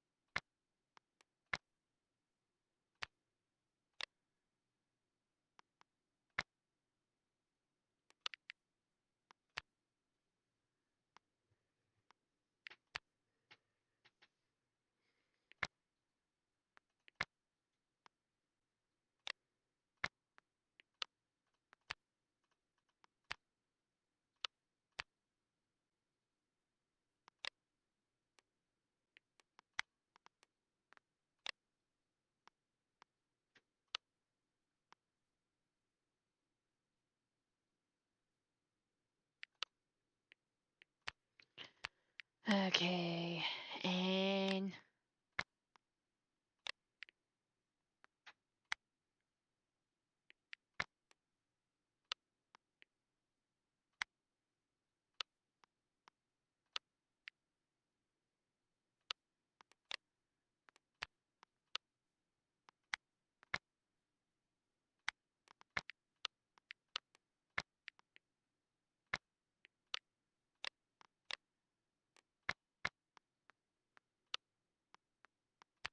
mm,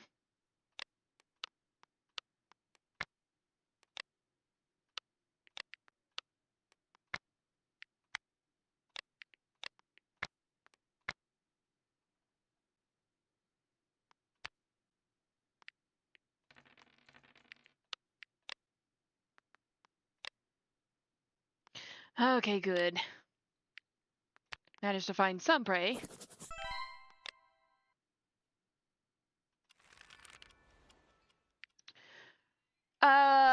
Let's do it randomly. She had 3 kids!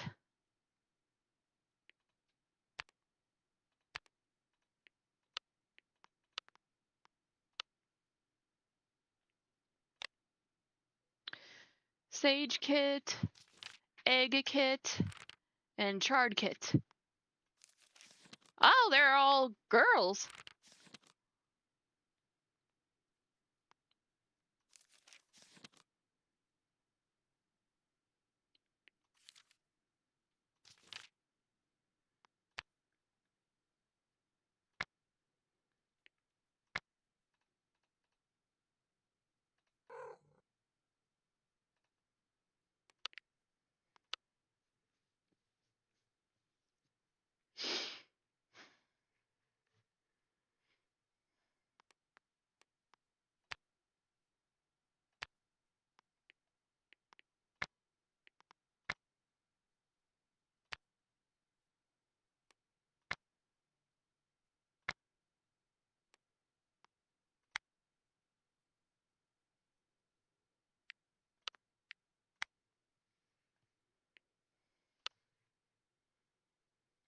I just thought it would look cute.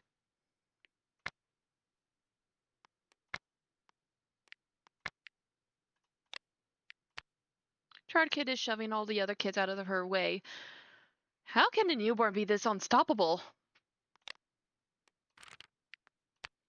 Egghead squirms at your side, mewling frantically. You lick the top of her head, quieting her cries. Sage Kit snuggles deep into your belly fur. You wrap your tail around her, shielding her from the cold.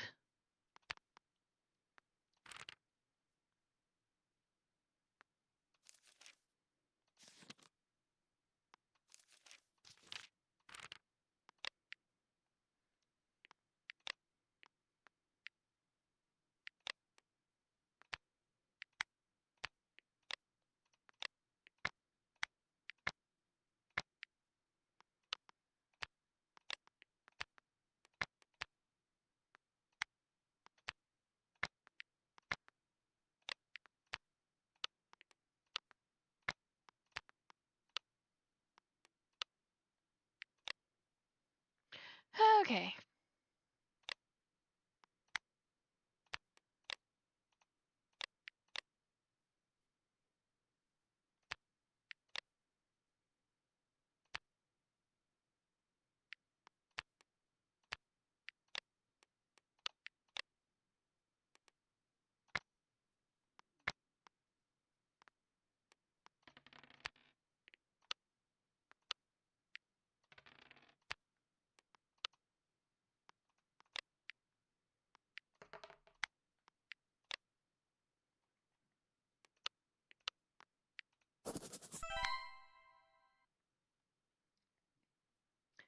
Okay.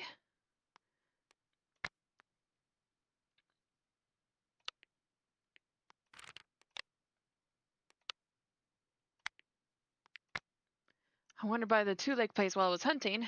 They were parading around the streets with rainbows and other combinations of colors. But a few of them were being mean to the other ones with rainbows. I might have made dirt near the dens of the mean ones.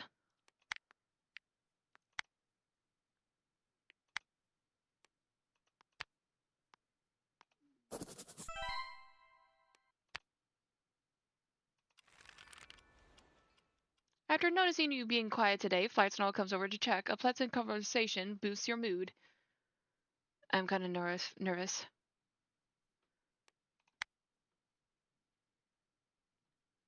Hazel Speckle suddenly struck by a sharp pain in her chest. Oh. Jasmine Stripe fell into the sinkhole, was never seen again. Smokeflower closes her eyes and pictured. Okay. Firehowl, voice hoarse with grief, tells stories of Jasmine Stripe's care and wisdom as the clan sits vigil for him, making sure Dusk Clan. Oh. Pooh Spirit's papa died.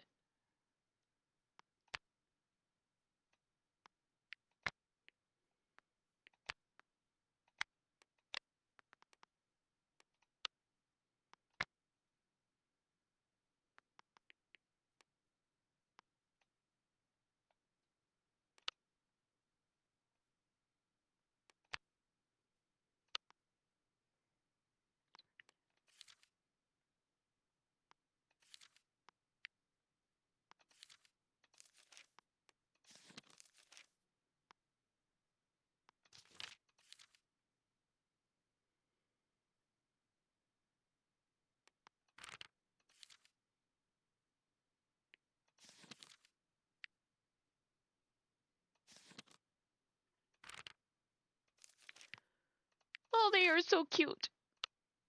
Hey, do you think we told Fallen Kid to go call Outer Star a mange-ridden fuzzbrain? He'd do it? Guess there's only one way to find out. Let's go! Egg Kit presses against her side, sound asleep. You breathe her in her milky scent, starting to love her forever. Boo Spirit, give me a badger ride. Come on, please.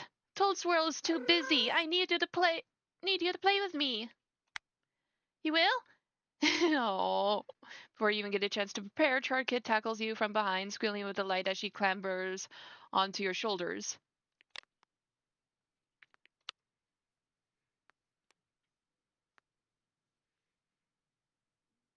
Hmm.